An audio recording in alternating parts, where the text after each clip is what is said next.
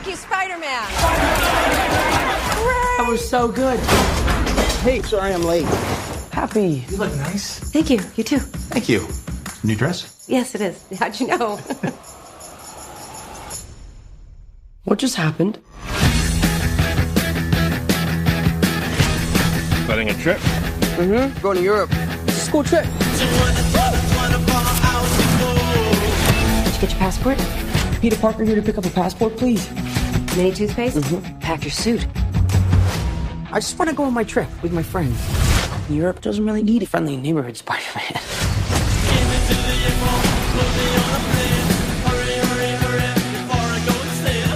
You look really pretty. Therefore, I have value. No, that's not right. I'm messing with you. You look pretty too. I just want to spend some time with MJ. I think she really likes me, dude. That reminds me when I first fell in love. I had just finished my film called...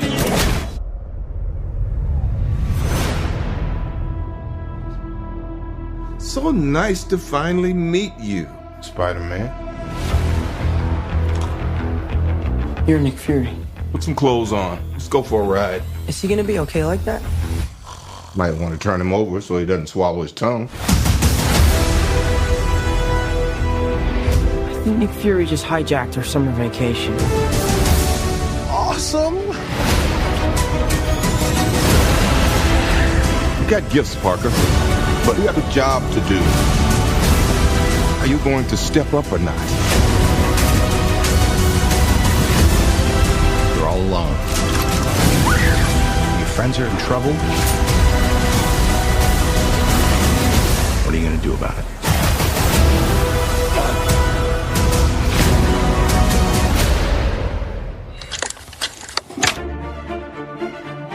Em mundo de fantasia. Na verdade, é na internet. Em que os filmes são analisados. Também tem biografia, entrevista, debate, um monte de coisa, né? Sim, um podcast se destaca. Podcast Cinemação. Só no cinemação.com.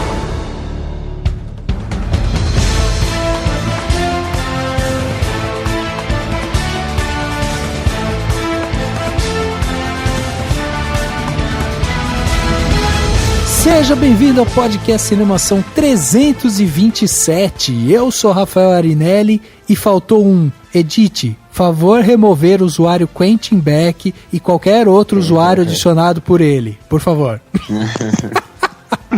Isso foi boa. Oi, gente, eu sou a Bárbara, do Anabinerd, tudo bem? E você tenta tão arduamente ser alguém que você esquece quem você é. Boa frase essa, tá vendo? E se encaixa bastante talvez no Peter, né? Não sei, nesse Peter aí. Se alguém tiver memória do Homem-Aranha antigo, vai lembrar de onde é essa música. Puta, do Sam Raimi, verdade, velho. Pô, eu sou o Cauê Petito e o título do primeiro filme é De Volta ao Lar. Do segundo filme é Longe de Casa. E pelas coisas que acontecem nesse novo filme, eu acho que do terceiro filme não seria um absurdo pensar que o nome pode ser A Casa Caiu, sabe? Pô, seria ótimo esse título.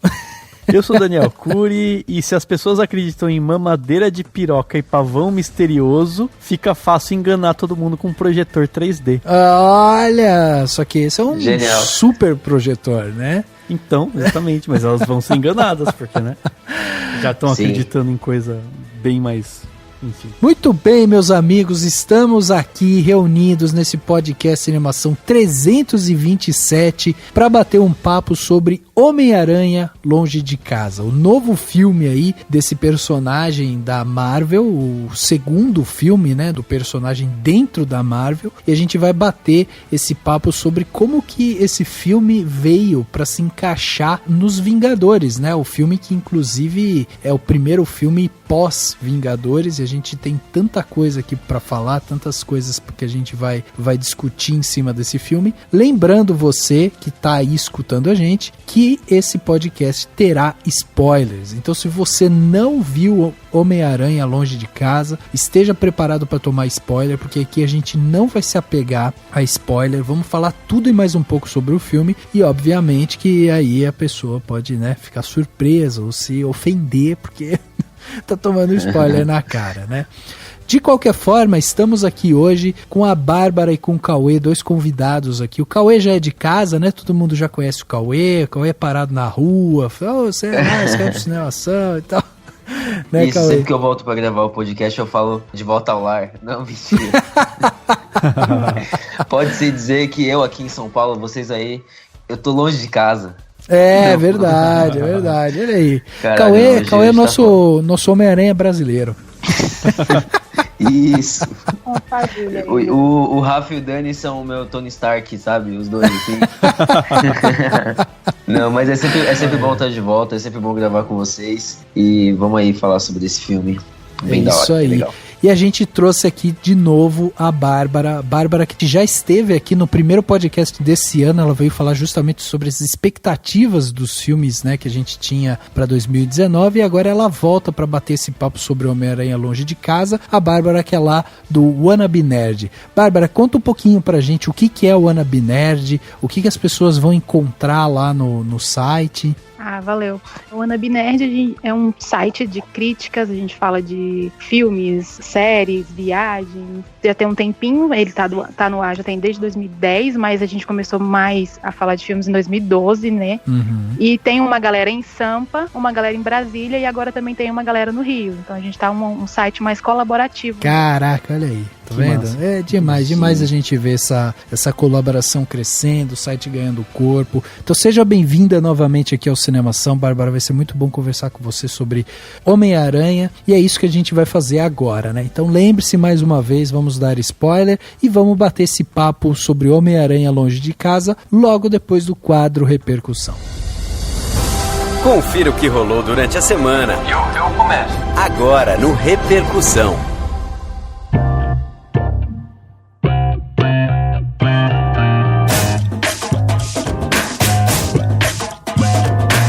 Dani, quem não gostaria de fazer uma viagem pela Europa com a galera, né? Quem não gostaria?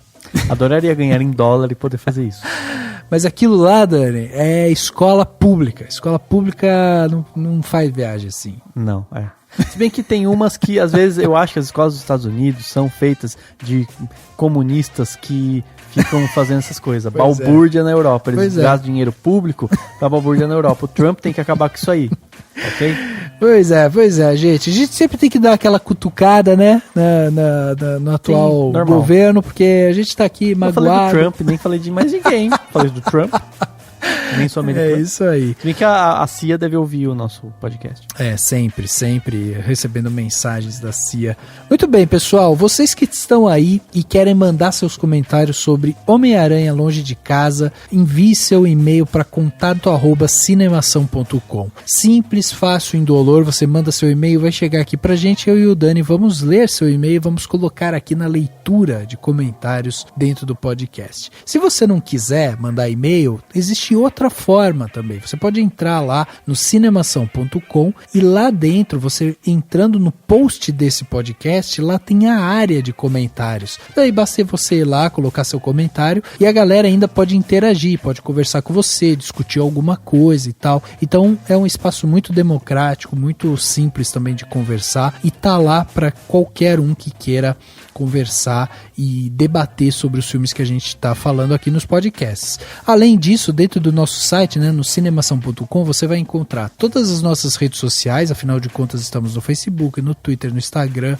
no SoundCloud, no Spotify, YouTube, tantas outras redes, e também você vai encontrar textos escritos lá por mais de 20 autores que escrevem para vocês com frequência. Então basta você entrar em cinemação.com para ler, por exemplo, sobre O Rei Leão, sobre a Sociedade Literária, sobre a Maldição de Chorona, sobre tantas outras coisas que estão lá, que você vai poder ir lá e visitar e ler, discutir, falar de uma forma super tranquila também com os nossos autores. Então vai lá, visita cinemação.com. Dani, a galera que acompanha nosso podcast, acompanha por aqui, né, pelo site do Cinemação, mas também pode acompanhar por outros lugares, não é mesmo? Sim, inclusive a gente tá, olha onde a gente tá no Spotify, a gente tá no Deezer, que inclusive dizem que é grátis até pra quem tem celular da TIM, fica a dica. Opa!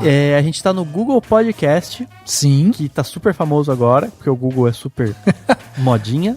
A gente tá no YouTube também, chega um pouquinho depois, né, o podcast no YouTube, mas chega. Daí você dá o play no YouTube, fica lá no trabalho ouvindo pelo YouTube se você quiser. E a gente tá no SoundCloud, que é a nossa casa primeva. Olha que palavra bonita, nossa casa primeva é o SoundCloud. A gente tá em todos esses lugares e é muito fácil, é só digitar. Como que é, Rafa?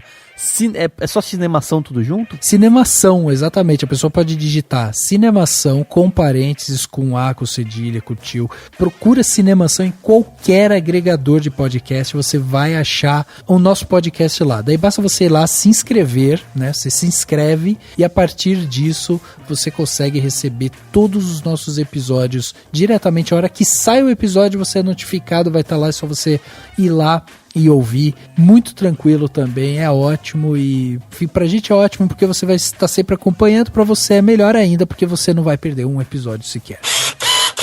E existe uma outra forma de você contribuir com o Cinemação, além, né, de você ir lá mandar seu comentário e tal, você também pode contribuir financeiramente. Isso é importante para que o Cinemação se mantenha ativo e inovando. Olha aí que palavra bonita, né? Inovando. Afinal de contas, a gente tem vontade de fazer e produzir mais conteúdo para vocês, mas hoje o Cinemação, ele precisa se manter, ele precisa crescer. E para crescer, só com din-din, não é isso, Dan? Exatamente, mas não é assim simples, não é só, você vai pagar e pronto. Não, você vai fazer parte de um grupo no Facebook e de um grupo no WhatsApp, que são grupos super legais, com um monte de gente legal pra você trocar ideia, fazer amizade com gente que gosta de cinema, igual a você. E você ainda vai receber presente todo ano. Todo ano a gente manda algum brinde pras pessoas pelo correio. A gente sempre manda no final do ano, às vezes chega no começo do ano seguinte, mas chega, né? Porque sabe que correio às vezes demora um pouco. Exato. E você vai ter a possibilidade de divulgar produtos e serviços no podcast Cinemação, caso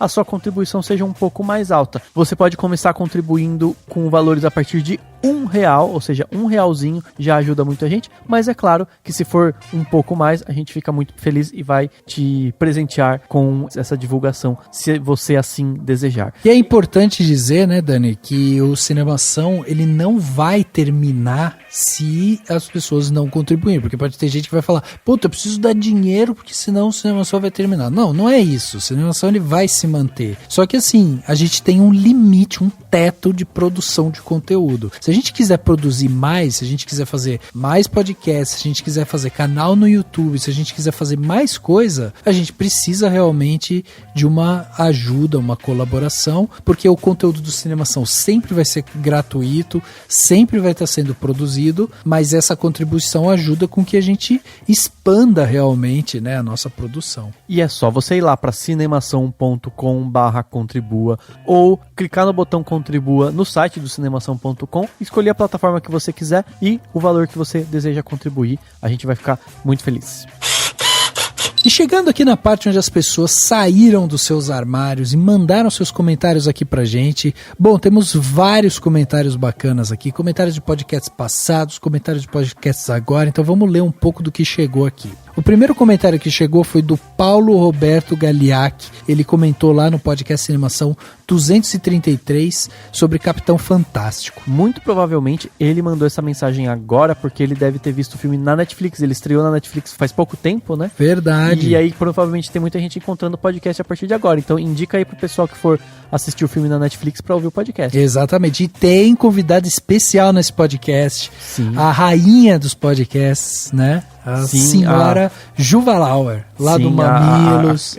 A famosinha, foi até pro Bial já. Já foi pro Bial, exatamente. E ela gravou com a gente falando sobre Capitão Fantástico. Um papo sensacional que a gente teve sobre educação de filhos, paternidade, maternidade, educação, tantas coisas bacanas. A gente bateu esse papo lá com a Juva Lauer. Podcast 233. E aí o Paulo Roberto ouviu o podcast e veio comentar aqui com a gente. Ele falou o seguinte: Capitão Fantástico é um filme fantástico. Parece mais uma típica família disfuncional como a pequena Miss Sunshine, mas não é. E sim sobrevivencialismo extremista bem anarquista. As crianças de 10 anos têm mais preparo intelectual, físico, psicológico que adolescentes da idade delas. Sabem caçar de forma bem excepcional para crianças. Tem situações de comédia, porém tende muito ao drama de família. Como diz na carta da mãe, são reis filósofos da República de Platão.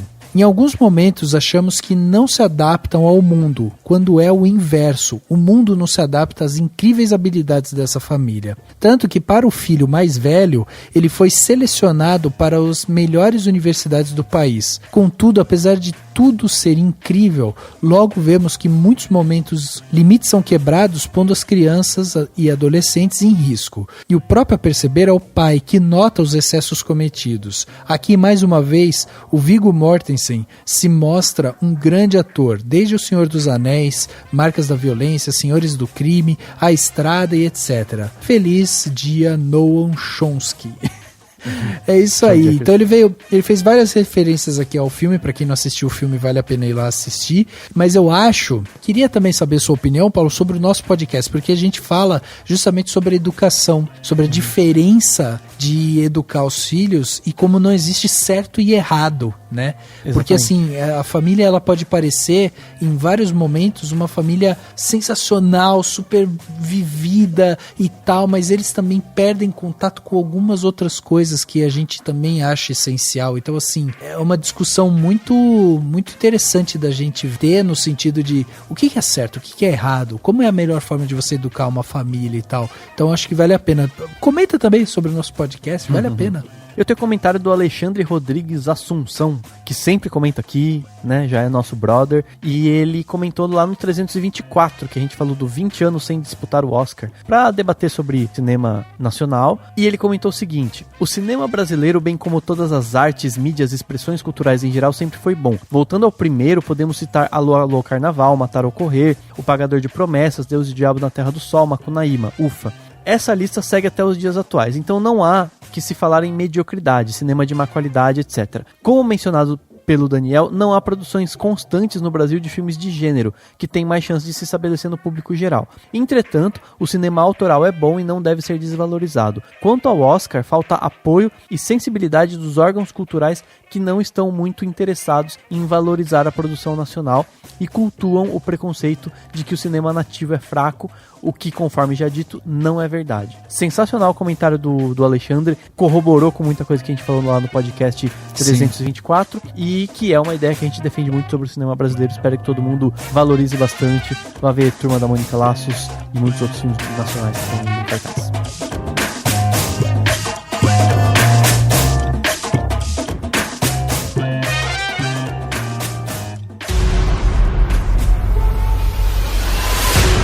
It's a hard path. The life of a hero. People depend on you. Even if you win a battle, sometimes they die. I don't know if I could be the next Iron Man. You got gifts, Parker. The world needs that. Your friends are in trouble. You're all alone. The question is, what are you going to do about it? Superhero stuff.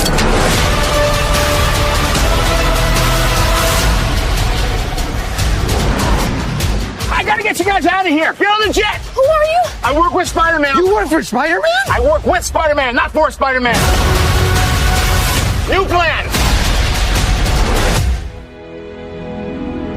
Chegava aos cinemas no dia 4 de julho de 2019 o novo filme da Marvel aí, Homem-Aranha Longe de Casa. Esse que é o segundo filme do personagem dentro do universo Marvel, né? Porque até então, como muita gente sabe, o Homem-Aranha estava vinculado lá à Sony, e aí não podia aparecer nos filmes e tal. E aí ele veio aparecer nos Vingadores, depois teve um filme solo, e aí, né, começou todo esse frisson, principalmente com o novo ator, né, o Tom Holland, que foi quem incorporou o novo Peter Parker aí. O filme, que teve aí um orçamento de mais ou menos 160 milhões de dólares, né, um orçamento estimado, na sua primeira semana nos cinemas já arrecadou 590 milhões de dólares. É um personagem que dá muito sucesso pro estúdio, né? Não é à toa que a Marvel brigou para ter ele, e certamente é um personagem que já tá trazendo o retorno, né, pro estúdio. Então, Dani, diz pra gente, Homem-Aranha Longe de Casa, esse filme que chegou, que está levando milhões de pessoas ao cinema, quem mais compõe ali a ficha técnica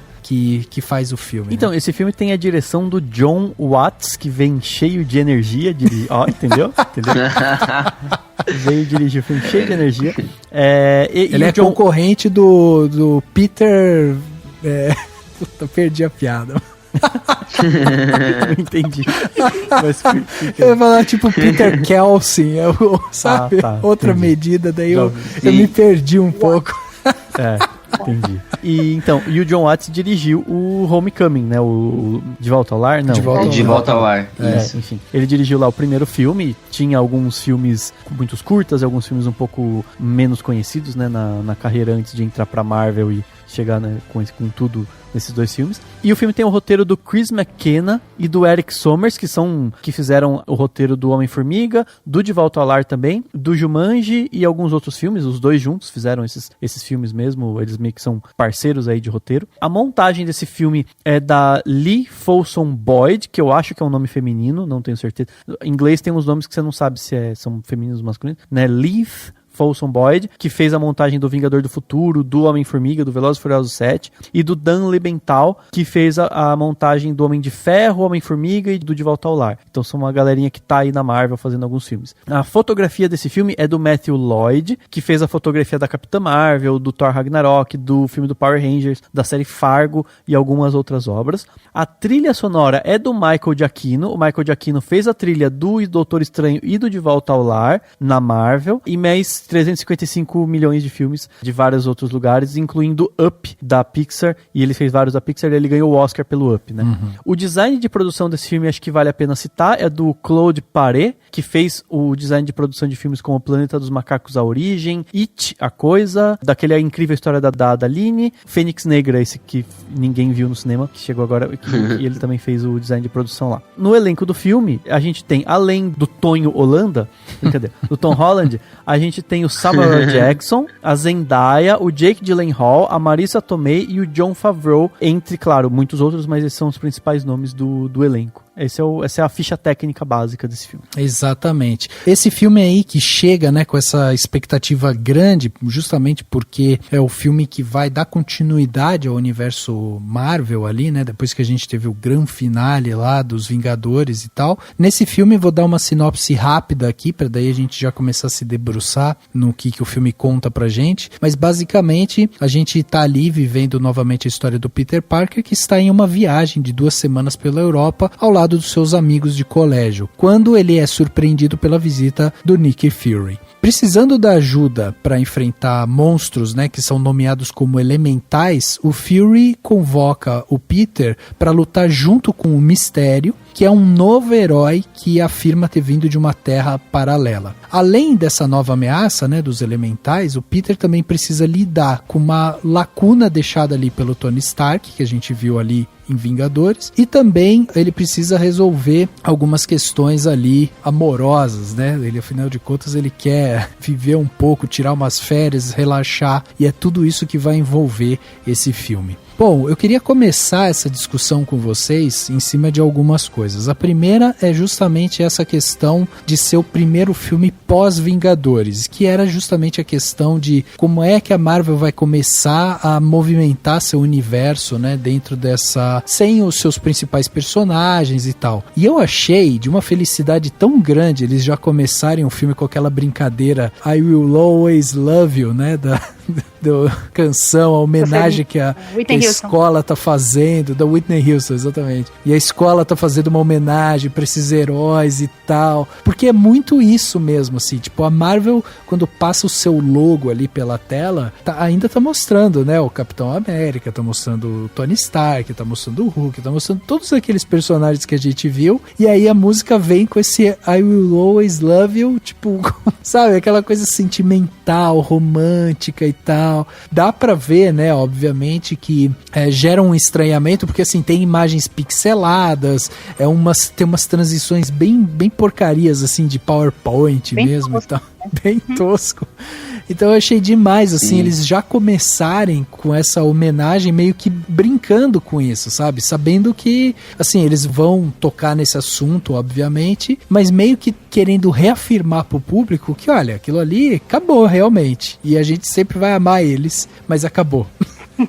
Sim. Vocês gostaram desse começo cômico, assim? Eles tendo que explicar, né, novamente o que aconteceu, porque tinha gerado confusão também entre os espectadores naquela coisa de, mas então a escola inteira sumiu, ficou 5 anos fora e tal. Então eu achei assim que esse começo, ele já começa querendo meio que posicionar a gente dentro do universo, trazer algumas explicações meio que, sabe, vamos deixar todo mundo a par do que tá acontecendo, porque daí daqui pra frente não tem mais que questionar isso, entendeu? É assunto encerrado isso daí, entendeu? Sim. Esse começo, pra mim, foi muito interessante porque me fez pensar realmente, e eu acho que ele leva o mundo da Marvel pra um ambiente mais fantasioso, que permite ainda mais esses super-heróis, essas coisas acontecendo, que se distancia do nosso mundo, né, desse mundo que a gente vive real e tal. Então, acho que tem isso, e tem uma coisa que eu achei muito interessante, que indo mais pro meio do filme, que eu pensei e falei, nossa, mas faz todo sentido. Tipo, tudo bem que a gente depois vai descobrir que são,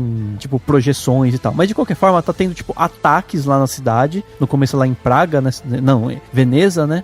Ataque em Veneza, não sei o quê. E aí logo em seguida meio que você vê todo mundo andando na rua, passeando. Tipo, acabou de ter um ataque. E aí eu fiquei assim, tá, né? Tipo, se você lembrar, por exemplo, como que foi 11 de setembro em Nova York, ficou meses de Nova York vazia. Pessoas estavam tristes. Sim, aí eu fiquei assim, cara, mas faz todo sentido. Porque depois do que aconteceu com o Thanos, todo mundo sabe, as pessoas já meio que, tipo, um monstro surgindo no meio da... Tá tudo bem, vamos continuar vivendo, entendeu? Então eu achei que foi interessante, né? Levou pra um nível mais fantasioso, mas ao mesmo tempo explica. E aí mostra, tipo, o menino, a rival, né, do Peter Parker, que ele era novinho e daí ele envelheceu porque ele não sumiu, né, no Snap lá do... É uma das melhores piadas do filme, inclusive, né? Piadas recorrentes, assim. Que ele falou que tem o primeiro ataque é em Veneza, mas na verdade quando começa já o Nick Fury e a menina encontrando, acho que é no México, né? Depois que tem lá na Europa. Sim, claro. É que no México ainda tá um ambiente de destruição, mas eu tô falando assim do pós a destruição. Tipo, acontece, aí passa uma cena depois, tá meio que as pessoas na cidade andando. Então, mas pra dar aquela diferença do europeu e do norte-americano, né? Que é tudo louco, tudo vidrado, negócio de segurança, e o europeu nem tanto. Pode ser também, pode ser. Eu não tinha pensado nisso também, da perspectiva europeia mesmo. Mas, tipo, pensando num escopo geral, assim, eu acho muito interessante que esses filmes, é como o Dani falou, que tá adotando as reações mais fantasiosas das pessoas, mas aproxima mais ao material de origem mesmo, né? Que é, esse tipo de coisa é recorrente, esse tipo de evento é recorrente, e o próprio Mistério fala, as pessoas acreditam em qualquer coisa hoje em dia, sabe? Com o tipo de coisas fantásticas e mágicas que acontecem, que se a gente fosse ter um filme, por exemplo, um Guerra Civil, onde tudo tem uma, entre aspas, né, uma suposta consequência, essas merdas todas, a gente ia ter um filme extremamente deprimente, né? Sobre como as pessoas não conseguem lidar com o luto de ter perdido os parentes e essas merdas. Mas enfim, sobre a abertura, rapidinho. Essa foi a sensação que eu tive quando eu vi o começo, assim. Eu falei, caramba, que estranho, né? A gente acabou de ver um filme onde a morte dos heróis e o aposento dos mesmos, tudo mais, pareceu extremamente dramático. E quando esse filme começa, é tudo leve, né? Mas o universo do Homem-Aranha é leve, o universo desse personagem é leve. Então eu acho que é, tipo, muito cabível essa abertura. Também achei. E eu acho que era necessário também eles virem trazer esse assunto à tona, porque assim, é o primeiro filme pós-Vingadores. É o filme que tá falando com adolescentes. E a gente teve, inclusive, questionamentos assim, tipo, eu lembro que a gente conversando aqui, né, com o Henrique, que é aqui do Cinemação e tal, isso foi uma das coisas que ele até falou em algum momento. Mas então significa que o Peter voltou e todos os colegas dele também tinham sumido?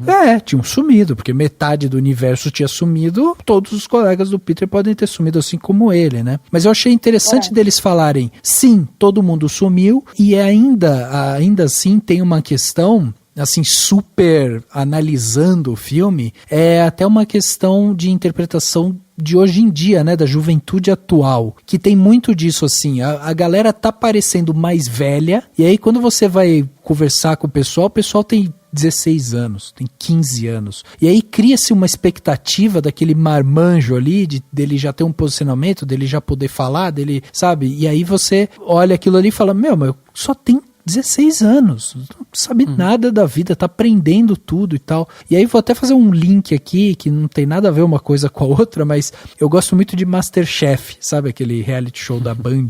E esses dias eu vi que tem um garoto lá de 19 anos que cozinha lá. E aí tem um momento que a Ana Paula Padrão lá pega e fala assim, mas ele é muito cabeça dura, sabe? Ele fica sempre lá, ele quer insistir nas receitas dele e tal. Daí a Paola, que é uma das juradas, fala assim, mas será que é bom ser desse jeito? Será que é bom ser cabeça dura? Daí a própria Ana Paula fala assim, será que com 19 anos a gente sabia o que era ser bom? Tipo, sabia qual posicionamento que a gente tem era bom o suficiente? Talvez com 19 anos a gente ainda não sabe nada, não sabe qual é o nosso melhor posicionamento, não sabe o que a gente pode liberar, sabe? De deixa as coisas passarem aqui, releva ali e tal. E eu acho que o filme ele traz um pouco disso. Por quê? Porque ele vem se apoiar numa questão que é muito clássica do Homem-Aranha, que é responsabilidade, poderes, né? Aquela coisa que a gente sempre viu que antes era dita na frase do tio Ben. Agora, eles não repetem aquela frase, mas eles vêm falar sempre sobre responsabilidade, poder, com grandes poderes, vem grandes responsabilidades, blá, blá, blá, blá,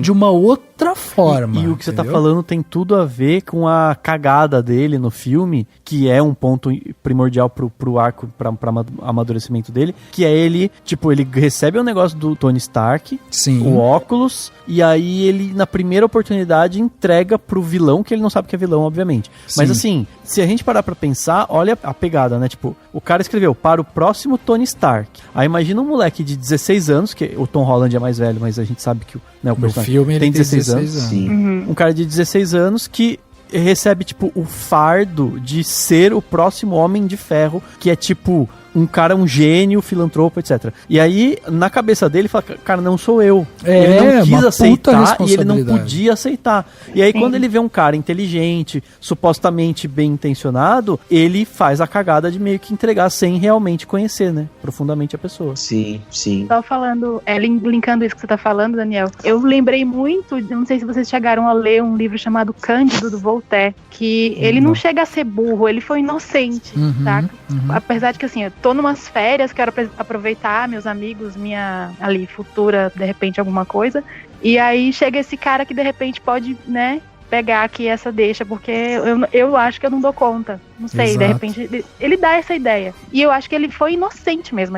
Dá muito essa cena é muito explícita, né, que ele foi inocente. Sim. E eu lembrei na hora do Cândido, que é um personagem do Voltaire que vai cometendo, ele viaja pelo mundo e todas as ações dele são várias cagadas, como você mesmo disse. Só que são todas inocentes, não é uma coisa assim de sou estúpido mesmo. Não, ele é muito inocente. E eu acho que isso é outra virtude do filme, porque assim, o filme ele não vai se debruçar no Homem-Aranha, o herói. Ele vai se debruçar no Peter Parker, porque a gente tá falando de um garoto de 16 anos, tomou lá o estalar dos dedos do Thanos, sumiu, ficou 5 anos lá no limbo, voltou, teve uma grande batalha lá pela humanidade, e agora ele perdeu o grande mentor dele, e agora o que ele quer é férias, porque ele tá cansado, tá estressado, é um garoto de 16 anos. E aí o filme vai justamente mostrar pra gente... E mais do que, desculpa, Rafa, e mais do que isso, beijar a menina, que é o tipo... Quer beijar mesmo? Exatamente. Faz todo sentido quando você tem 16 anos. Faz todo sentido. Deixa eu aproveitar que eu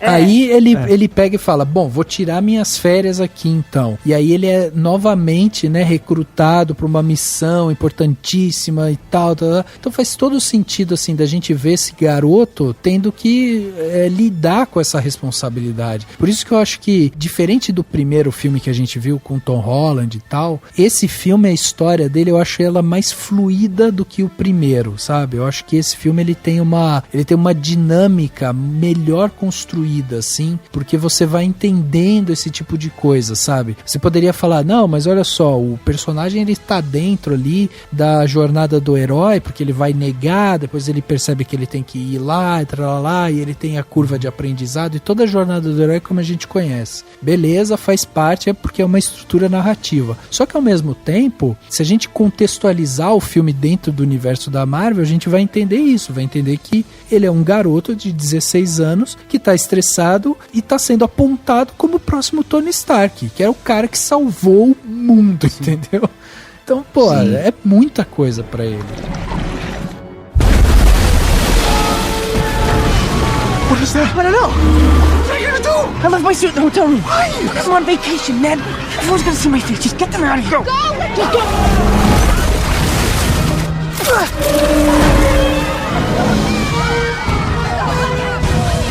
No, you don't.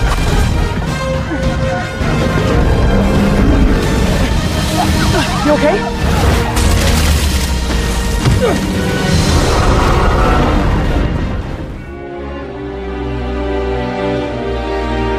Eu também acho esse filme melhor que o primeiro. E às vezes parece que também muito por talvez um amadurecimento do John Watts como diretor também.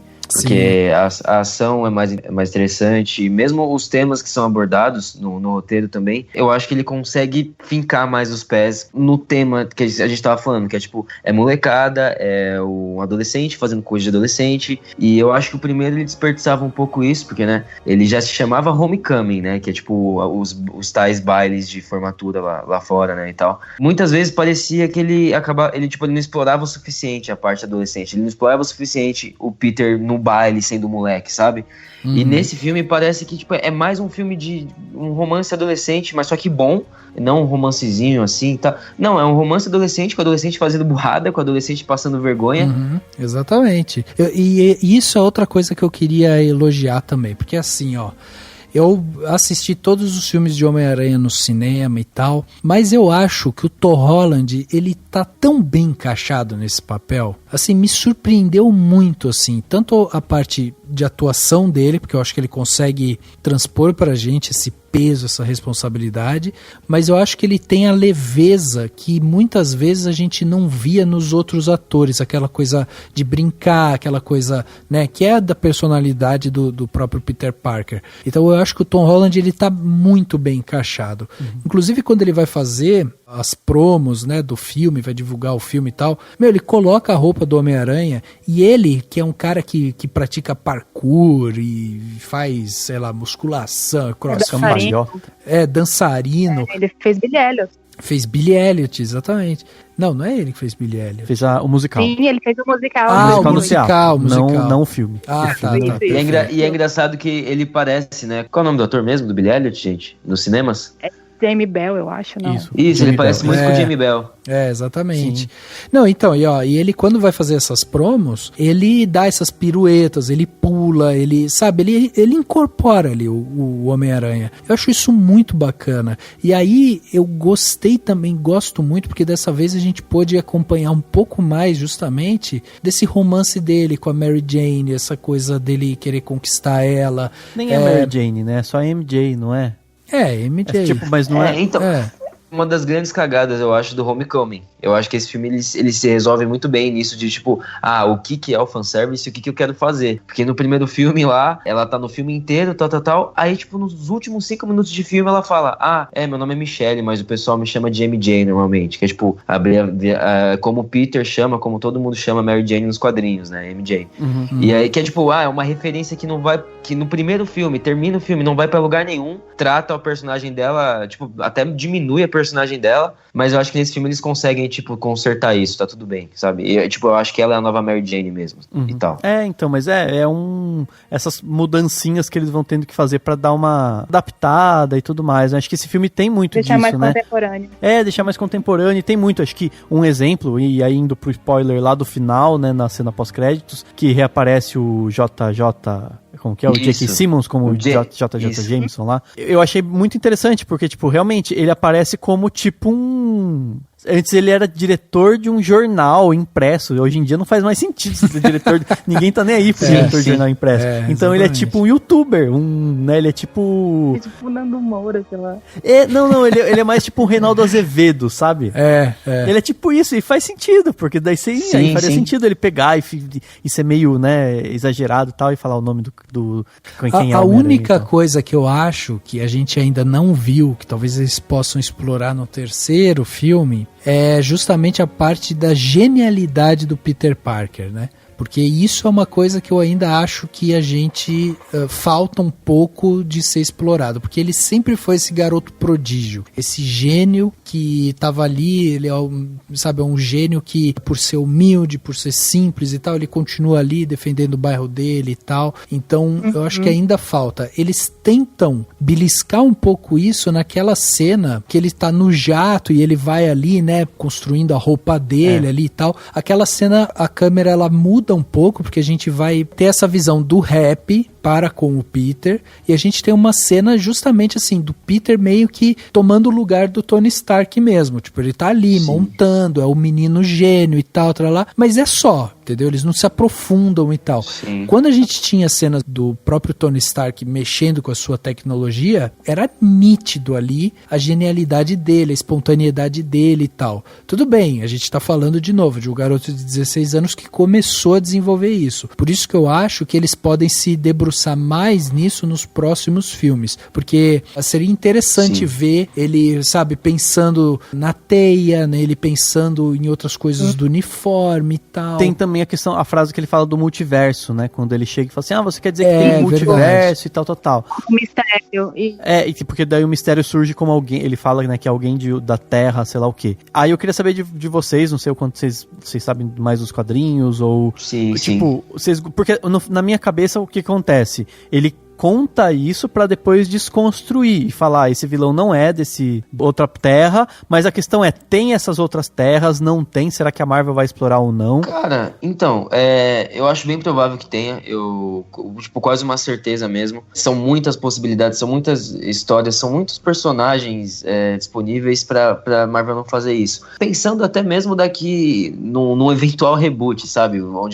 Ou numa eventual introdução de outros personagens aos costumes do Aranhaverso mesmo, sabe? São muitos personagens interessantes pra você não explorar. Mas Cauê, será que é assim, o fato deles já terem mexido com o lance de viagem no tempo, agora eles falarem de multiverso, mas será que não isso. É muita coisa? É isso que eles falam, que tem a fala, né, aquela fala bem rápida lá do suposto, como o pessoal adora falar suposto hoje em dia nas reportagens, do suposto Samuel Jackson, né, no suposto Nick Fury, ele fala, né, tipo, depois do snap do Thanos, depois do estalo, né, dos dedos do Thanos, a Terra criou um multiverso. Na verdade, não foi nem com o estalo, foi com o retorno no tempo dos super-heróis e tal. Sim. Isso teria criado esse multiverso, só que o filme é como se ele brincasse com isso, né? Você fala assim, criou o multiverso, você fala, que legal. Aí chega num ponto, o vilão fala assim, não, eu não sou do multiverso, eu sou um cara aí eu aqui entendi que tava aqui, que essa teoria do multiverso, quem trouxe foi o Mistério. O Mistério, tipo, chegou lá pra ele justificar, olha, eu sou um super-herói,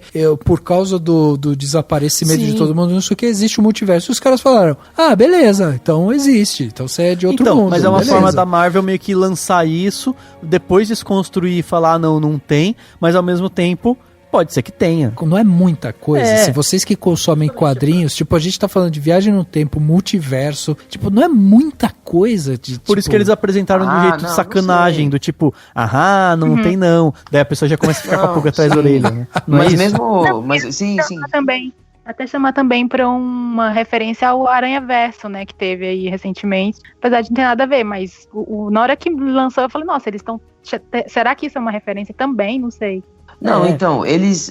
o próprio Quentin Beck, né, o Mistério, ele ou o Nick Fury, eles mencionam, tipo, este é o universo 616, que, tipo, o universo Marvel nos quadrinhos, como a gente conhece, ele é o universo Marvel 616. Aí tem o universo Ultimate, que é os quadrinhos que lançaram a partir dos anos 2000 para introduzir novos leitores naqueles personagens, criando, tipo, uma série de quadrinhos novas sem apagar a antiga, que o pessoal vem acompanhando. Então, tipo, o universo Marvel nos cinemas, como a gente conhece, ele é uma mistura do 616 com outros dois e com o Ultimate, assim, ele é inspirado em vários desses universos. Mas o fato, eu acho, do Mistério citar, né, esse é o universo 616, eu acho que tipo, é uma referência já, tipo, escancarada, assim, é o fato, tipo, não sei se é uma brincadeira, mas tipo, eu não duvidaria se eles introduzissem mesmo, assim, outros universos. Não, eu acho que assim, é uma sementinha que eles estão plantando. Pode ser que eles vão colher depois, pode ser. Acho que nem os próprios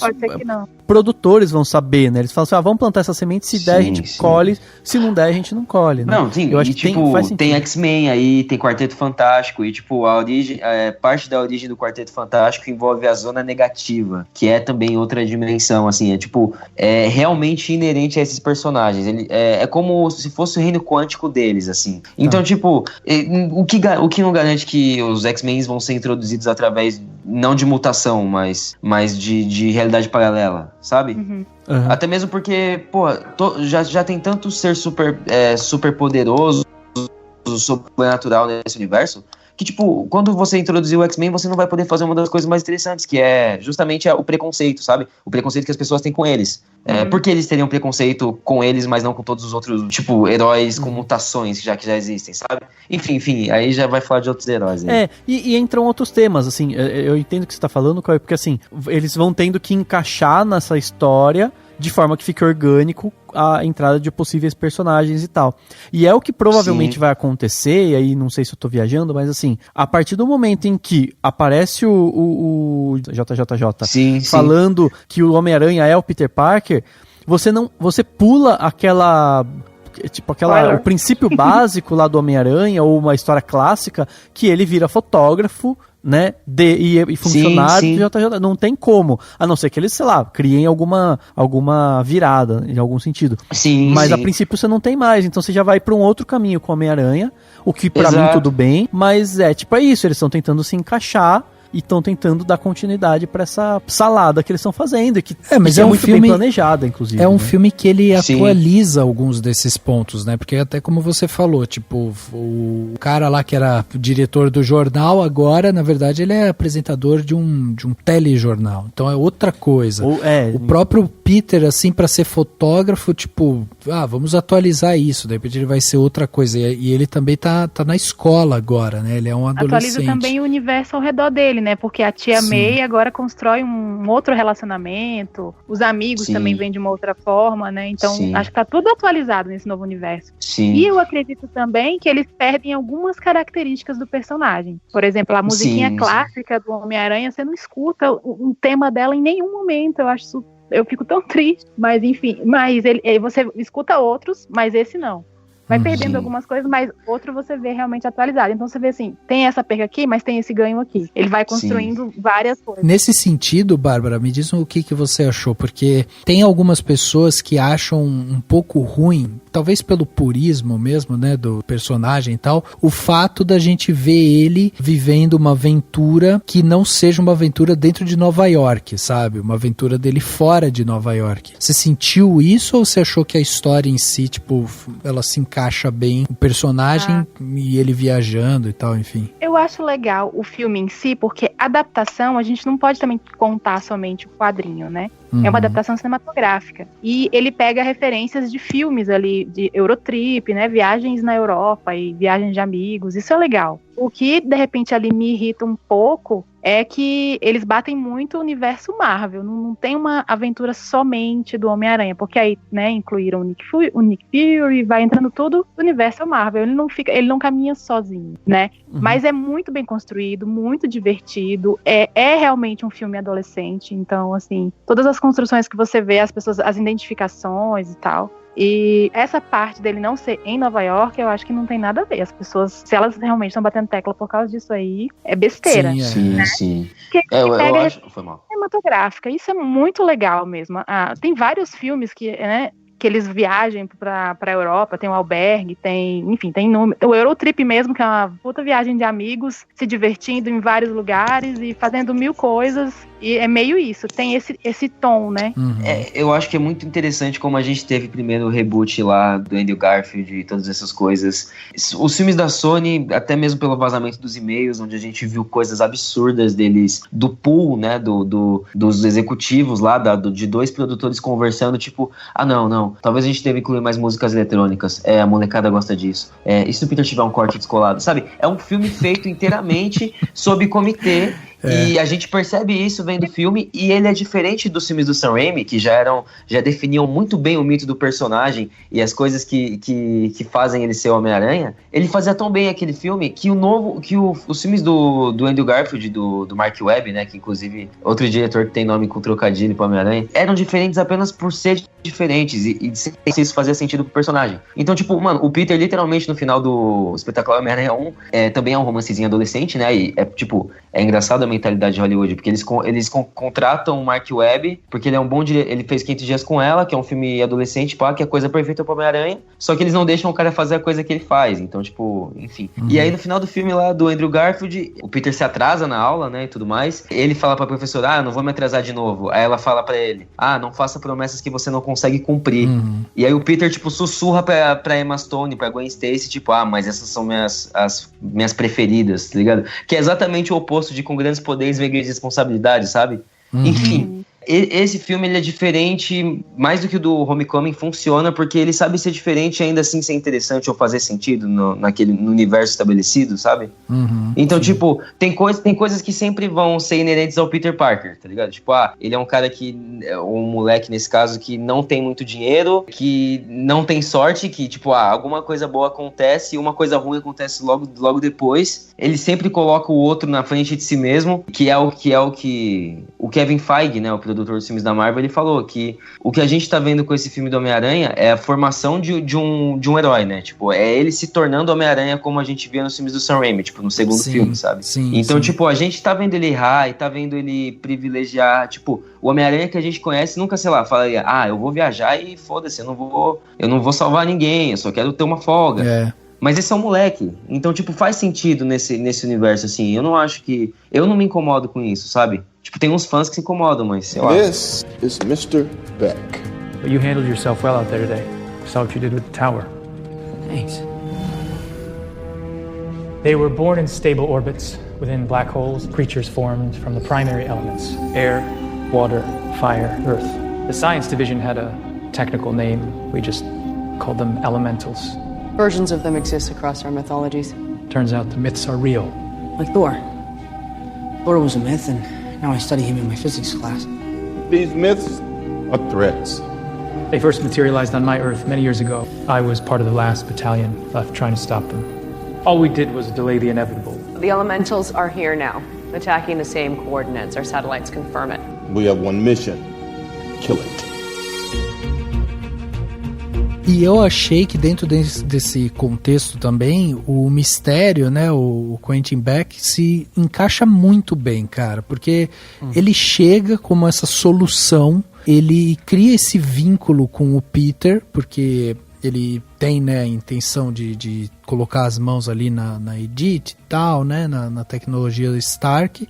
Ele percebe esse vácuo deixado ali pelo Stark, sabe, dentro da vida do Peter. Tipo, o Peter precisa de um mentor ainda. Ainda assim, a gente tá falando de um herói de 16 anos. E aí ele se encaixa dentro desse critério, toma pra si essa coisa da mentoria, vai ficar junto ali do Peter, ganha a confiança do Peter e sabendo que ele é um moleque, que ele ainda tá aprendendo e tal, Peter passa pra ele a Edith lá e tal. Que, pra mim, fez todo o sentido, de tudo, assim, toda a movimentação do mistério dentro da trama, pra mim faz sentido, tanto o fato dele ter sido rejeitado pelo Tony, pelo fato dele ter, né, um vínculo também emocional com o Tony, o fato dele ter feito sociedade com outros cientistas que também foram desprezados lá pelo Tony, ou que tiveram algum problema lá com o Tony Stark e tal. Então, pra mim, todo o arco ali ao redor do mistério é muito bem construído também. E aqui eu entro numa coisa,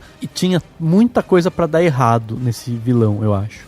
Porque ele podia muito bem não parecer ser amigo demais, mas você vê algo de dúbio nele. Ele podia muito bem ou ficar ao contrário, tipo, não parecer nada amigável, e ele consegue colocar isso. E aquela cena que tem gente que critica, mas eu achei interessante porque ela é necessária e ao mesmo tempo ele né, não fica tão brega assim, é expondo verbalmente tudo, né? Tipo, ele, você fez aquilo, obrigado por ter feito. Então eles fizeram de uma forma orgânica, que faz sentido e que precisa precisa de uma exposiçãozinha pra gente entender, né? Quem é esse cara, quem são aquelas pessoas, por que eles fizeram daquele jeito, o que eles estão fazendo. O que salva é o quê? A atuação do Jake Gyllenhaal, que o cara manda... Eu achei que ele tá sensacional. Ele é porque muito eu bom. comprei. Eu tinha lido que ele era o vilão. Daí eu comecei a ver, eu falei, acho que eu li errado. Ele não é o vilão, sabe? Sim, sim. Aí depois que eu falei, não, pera, essa resolução tá vindo muito cedo, esses monstros estão muito cedo. Vai ter coisa aí depois, é aí que a gente tem a virada. Então, enfim, ele achei me muito lembrou legal. muito o mistério no desenho, cara, que eu assisti. Eu fiquei, nossa, apesar de ser muito atual, contemporâneo, do jeito que eles colocaram toda a ideia ali, eu lembrei demais as partes do quadrinho e do desenho. O jeito que ele tenta iludir, né, o Peter na hora das ilusões lá. Eu falei, nossa, sim. gente, tá Nossa, muito igual. É muito bom visualmente. Todas essas sequências das alucinações, Sim. tipo, saídas do quadrinho mesmo, de uma animação. E, tipo, não prezando, tipo, por uma... Ah, não, tem que ser fiel ao quadrinho. Mas é realmente absurdo como o pessoal do departamento de figurino, da direção de arte, enfim. A fantasia dele, ela é... Bom, nos quadrinhos é considerada uma das mais ridículas, assim. É um cara com um balde, com uma bolha, com um aquário na cabeça, né?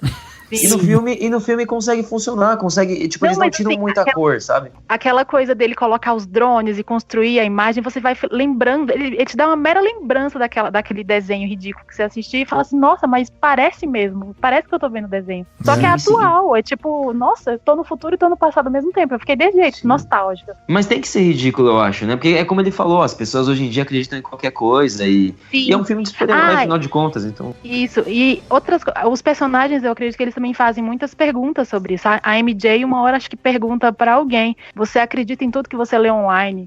É, verdade. Ela fala pra algum dos personagens. Então, tipo, toda hora eu vejo alguém perguntando alguma coisa dentro do filme. E isso já não fala assim, o personagem é burro. E conversa de um jeito incrível até com o que a gente vive hoje, né? Em termos de pós-verdade, fake news. Né? É isso que eu acho que isso é uma segunda camada do filme que eu acho que funciona muito bem também, que é a questão das fake news. Porque eles vão realmente mostrar um pouco disso, eles vão criticar um pouco isso de uma forma super jovem, super atual, super descolada, porque você vai ter um vilão que vai ter isso como uma arma, justamente, né, porque ele quer justamente construir uma imagem em cima de uma coisa falsa que não existe, e ele fala literalmente, hoje em dia a gente coloca qualquer coisa, aí as pessoas acreditam em tudo, sabe? E a própria, como a Bárbara falou, a MJ, ela vai questionar isso também. Então, essa segunda camada do filme, eu acho muito legal como eles fazem isso de uma forma sutil e ao mesmo tempo muito crítica, sabe? Sim, e até mesmo o fato de que no final das contas o vilão meio que consegue o objetivo dele, que é, bom, ele é uma versão negativa do Tony Stark, ele quer ser o Tony Stark, e tipo, no final, meio que na morte ele consegue meio que também morrer como um herói, igual o Tony Stark, sabe? Tipo, fingindo ser um herói, sabe? Tipo, eu acho isso muito interessante, mas eu até esqueci de falar, que a Bárbara comentou, né? Esse Homem-Aranha, os filmes solo deles dependem muito de uma figura já estabelecida no universo Marvel. E isso se eu não me engano, eu tenho quase certeza disso. Olha aí, é época da fake news, brincadeira. É um contrato, na verdade. É um contrato que nesses filmes do Homem-Aranha, quando eles fecharam com a Marvel, a Sony, né? Tinha que aparecer algum personagem do universo Marvel. No caso do primeiro, tipo, era o Tony Stark. E, bom, a gente sabe como acabou. Tranquilo aparecer. Eu acredito que a narrativa, a história, a trama não precisa tanto da história da Marvel. Porque, por exemplo, Iron Man 1 e 2 e 3, você não vê tanta coisa dos outros heróis do universo Marvel. E ele caminha sozinho, sabe? Esse é o que eu acho um certo... Me irrita um pouco isso. Eu acho que é o medo. E o engraçado, inclusive, é que o Homem-Aranha 3, de certa forma, me lembrou também uma referenciazinha, porque lá tem um herói também que é uma farsa, tem uma desconstruçãozinha. Eu falei, nossa, ficou até parecido do jeito que esse filme caminhou, né? Então, eu gosto desse do Homem de Ferro 3, de algumas das viradas do roteiro, assim. É que ele irritou bastante o pessoal que é fã do quadrinho, né? Tipo, o Mandarim no Homem de Ferro 3 é um ator que o empresário contrata porque as pessoas têm medo de tem que construir a figura de um vilão para as pessoas terem uma face pro mal, tá ligado? Que é uma adaptação, né? É uma alteração que casa na adaptação. Isso me lembrou muito a parte do mistério aqui, me lembrou o Iron Man 3 lá. Falei, nossa, ele caminhou do mesmo jeito, apesar de não ter nada a ver, mas enfim. Sim. A Sony ainda tem muito poder nesses filmes aí, apesar da Marvel estar conseguindo fazer um bom trabalho com eles. Parece que eles têm medo que o personagem vá funcionar sozinho ou algo do tipo. O que importa é que eles estão, pelo menos esse segundo eu acho que funcionou muito bem a inclusão dele no universo maior, mas principalmente a parte do Tony Stark que me incomodou tanto no primeiro filme, nesse pra mim começou a meio que fazer sentido, assim, porque o vilão do filme, né, o Michael Keaton, o Abutre, um puta visual estiloso, visual legal do vilão, ele também culpa o Tony Stark pela empresa dele que faliu, ele também tem problemas diretamente com o Tony Stark, esse vilão do segundo também, eu não acho que eles só estão simplesmente repetindo a fórmula, sabe, tem uma conexão temática aí, o fato dele morrer da forma que ele morreu e é isso, ele quer ser um Tony Stark, ele meio que consegue, e a gente tem todo ele filmando um vídeo meio desfocado, com frase do Peter por cima insinuando que ele é vilão, tem o J. Jonah Jameson lá no canalzinho dele que com certeza... que é todo teoria de conspiração e essas coisas, e não, o Peter Parker o Homem-Aranha é uma ameaça, e tipo, é muito atual isso mesmo. Uhum. Agora você vê, né, a gente tem, tipo, essa derrota do Mistério, tem também um pouco da imaturidade também do Peter, né? Porque o Peter chega lá, conversa com ele e tal. Mesmo quando ele derrota o Mistério, o Peter ainda dá brecha para algumas coisas, né? Ele não tem uma solução rápida, letal, sabe, direta e tal, tipo, para solucionar o problema. Não, ele tem sempre que passar pelos improvisos e tal. Porque, novamente, a gente tá falando de um personagem que ainda assim está se construindo. Aí, quando surge essa questão de a divulgação, né, de que o Peter é o Spider-Man e tal, a gente entende até isso, tipo, porque o Mistério tinha toda uma equipe por trás dele que tava lá monitorando ele, olhando ele e tal. Então, tipo, com certeza eles tinham um plano B ali, que era, se der merda, a gente, sabe, joga a merda no ventilador ali, pronto, entendeu? Tipo, inclusive umas cenas ali nesse ato final, quase final, né, mostra exatamente isso, que uma pessoa da equipe pode, de repente, mostrar alguma coisa ali no final. Sim, né? Vocês lembram? Sim, eu acho bem engraçado que é justamente... Eles fazem uma liga, tipo, isso me incomodou sempre em alguns filmes do Homem-Aranha, mas aqui eu acho que é feito legal, assim. Que tem desses subalternos aí da equipe, né? É um figurante do Homem de Ferro 1, tá ligado?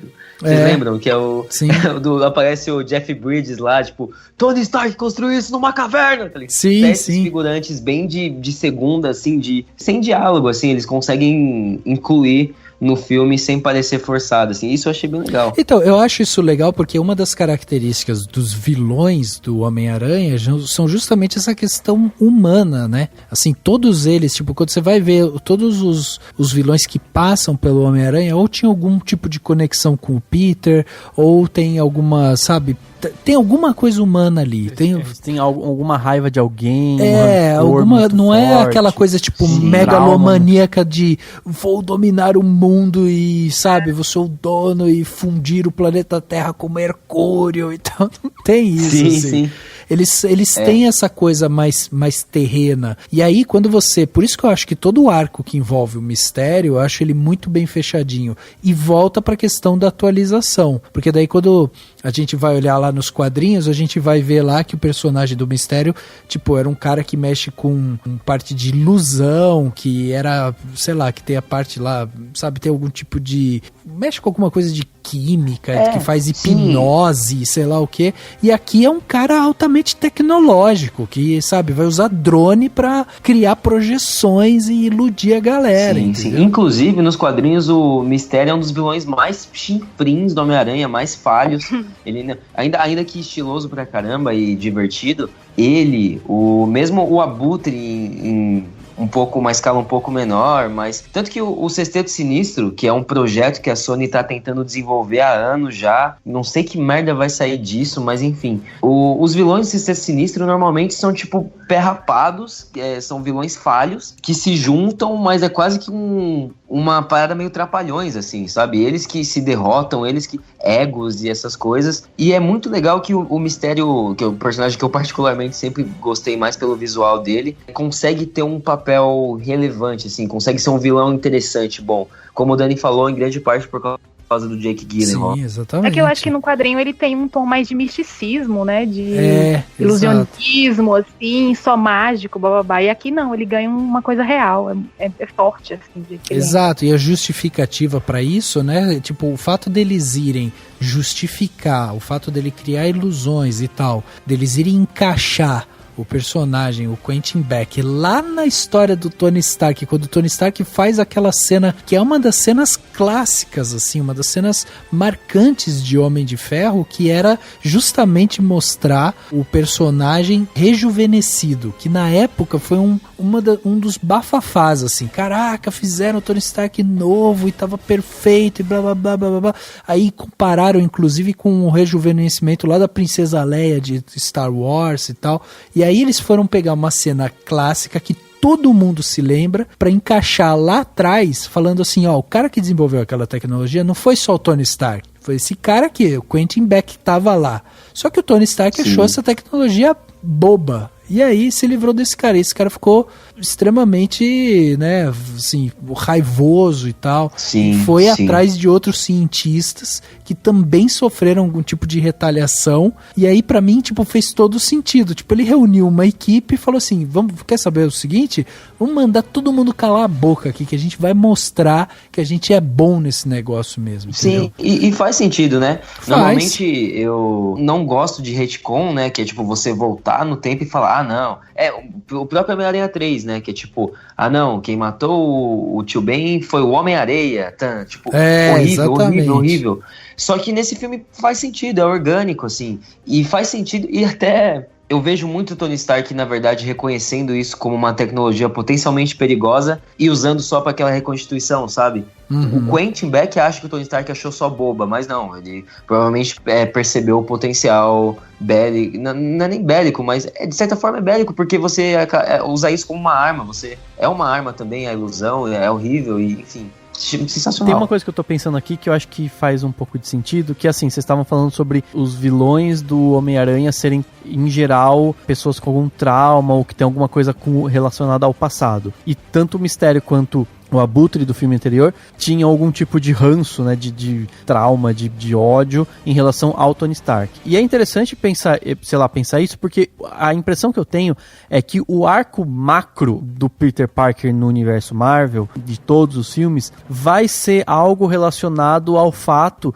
de ele ser um Tony Stark, né, em potencial, realmente o próximo Homem de Ferro, entre aspas, com melhorias. Porque o Homem de Ferro, o personagem do Tony Stark, apesar de ter tido um arco de realmente ser alguém, sabe, evoluiu pra caramba, de um cara extremamente mesquinho, arrogante e egocêntrico pra alguém que realmente se sacrificou pela humanidade, o fato é que ele tinha isso, de ser um cara, né, esse famoso ricão, meio egocêntrico. Então a impressão que eu tenho, e não sei se ficou tão claro pra todo mundo, ou se é realmente isso, mas a impressão que eu tenho é que o Tony Stark viu no Peter Parker, tipo assim, esse cara sou eu, sem essas minhas falhas. Então, com isso, ele sim seria capaz de se tornar no futuro o equivalente ao Tony Stark, em termos de genialidade, ou de alguém que manja de tudo, de tecnologia e tal, mas que ao mesmo tempo tem a simplicidade, tem essa, sabe assim, esse jeito simples que ele tem, de origem humilde, que faz com que ele não crie novos vilões, entendeu? Porque, querendo ou não, o Tony Stark, ao longo da vida dele, ele criou vilões, de certa forma. E todos são, né? Quase todos dele, também os vilões do Homem de Ferro, meio que eram isso, né? Tipo, é o cara que ficou com ódio da indústria Stark, o cara que, né, esse tipo de coisa. Eram meio que reações a ele, né? Reações a ele. E aí eu acho que talvez o Peter Parker tenha esse poder de não gerar, não é ele que gera, mas ele tem sempre esse azar de dar merda na vida dele mesmo. Tipo, sabe, sempre acontece pra ele as coisas, sem ele ter feito nada. E é meio que um pouco o histórico dele. Então eu acho que talvez seja um macro arco que a Marvel tá planejando pra ele, do tipo, ele vai em algum momento se tornar um Tony Stark melhor do que o Tony Stark. When Fury asked me to come up here and see how you were doing, he felt bad about snapping at you. Really? You guys do have sarcasm on this earth, right? How you feeling? I didn't think I was gonna have to save the world this summer. I know that makes me sound like such a jerk. I had this plan with this girl that I really like, and now it's all ruined.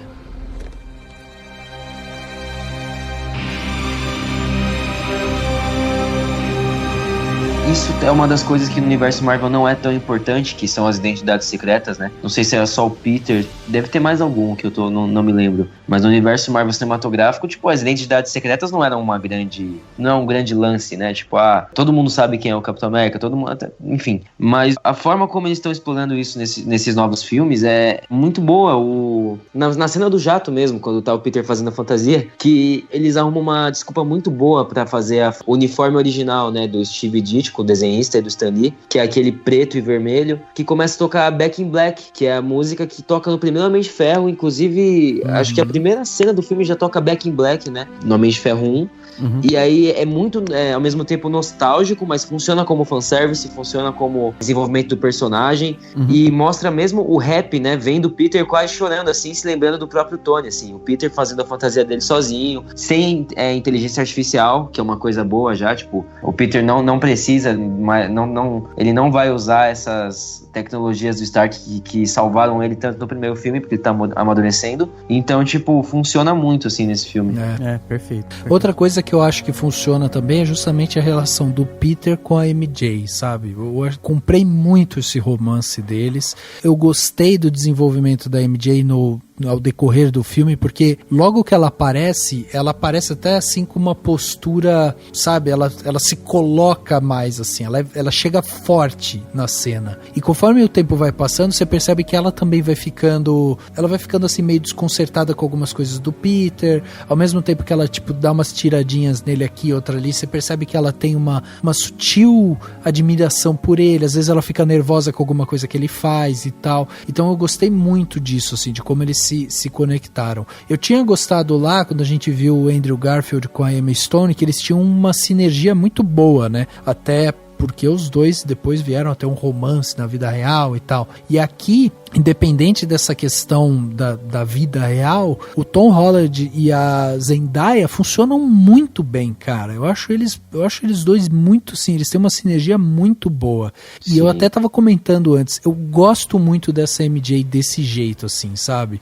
Porque até feriado aqui em São Paulo e tal, e passou na Globo à tarde o filme lá com o Maguire, né? Sim, Homem-Aranha 2, os melhores Homem-Aranha 2. Pra mim é o melhor Homem-Aranha, gente. Então. Não, sim, eu acho que é tipo, mano, é quase um Superman do Christopher Donner de filme de história em quadrinho. Pena, eu também assisti, Rafa, só que eles cortaram várias cenas. Cortaram. Mas você vê, lá ele tem a questão do romance também, né, entre os dois, mas eu tinha alguns problemas com aquela Mary Jane lá, sabe? Eu não, tipo, gostava dela, mas não era a Mary Jane que sabe, que eu via o Peter, tipo, apaixonado por ela e tal, tipo, pra mim não encaixava tão bem o Maguire com ela, mas beleza. Depois, nas continuações, eu achei que eles melhoraram essa sinergia entre Peter Parker e MJ. E aqui, eu acho que eles estão no ápice dessa sinergia, porque eu acho a Zendaya muito empática, eu acho ela tem um carisma dela, assim,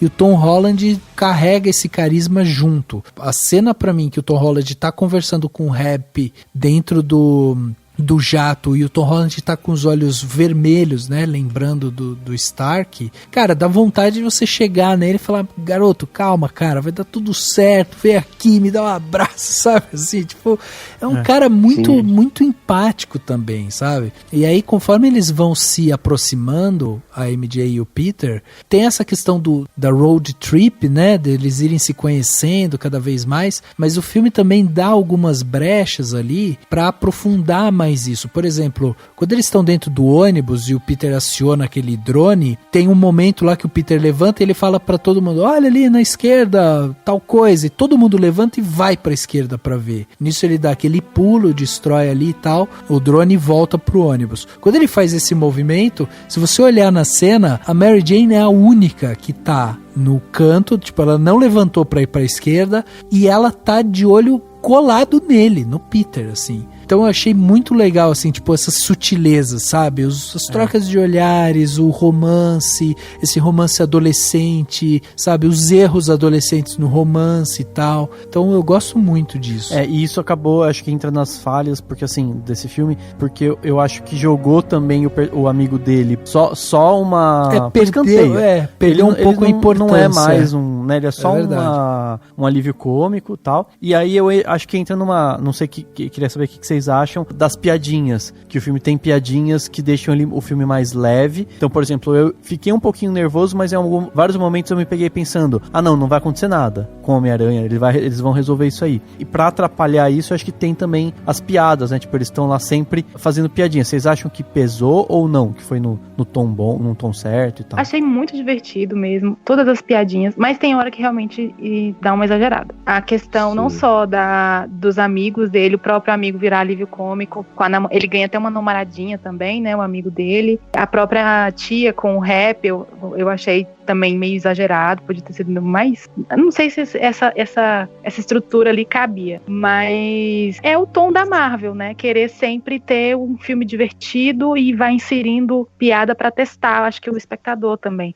Eu não assisti em cabine, eu assisti com o público, e eu vi que algumas delas, que realmente a galera ia na vibe e ria pra caramba, sabe? Mas outras não, outras eu via silêncio. Então eu acho que tem coisa que dá pra ficar assim, mas tem algumas que eles podem tirar e não jogar no próximo filme, né? Sim, eu sempre falo sobre isso, às vezes eu acho que eu sou até chato, sou pedante de sempre falar das piadinhas da Marvel, do quanto eu acho que os filmes poderiam ser bem mais se eles quisessem, se eles tentassem, mas inclusive Capitã Marvel eu acho que poderia ser bem mais se eles quisessem, se eles tentassem e não tornassem um filme só mais um filme genérico de ação. Mas eu acho que nesse Homem-Aranha, mais do que no primeiro filme, ele funciona as piadas, principalmente porque ele não diminui o peso das situações dramáticas. Elas acontecem isoladamente, em momentos leves, em momentos que se resumem basicamente aos amigos. Você nunca vê, por exemplo, um desses momentos no clímax do filme.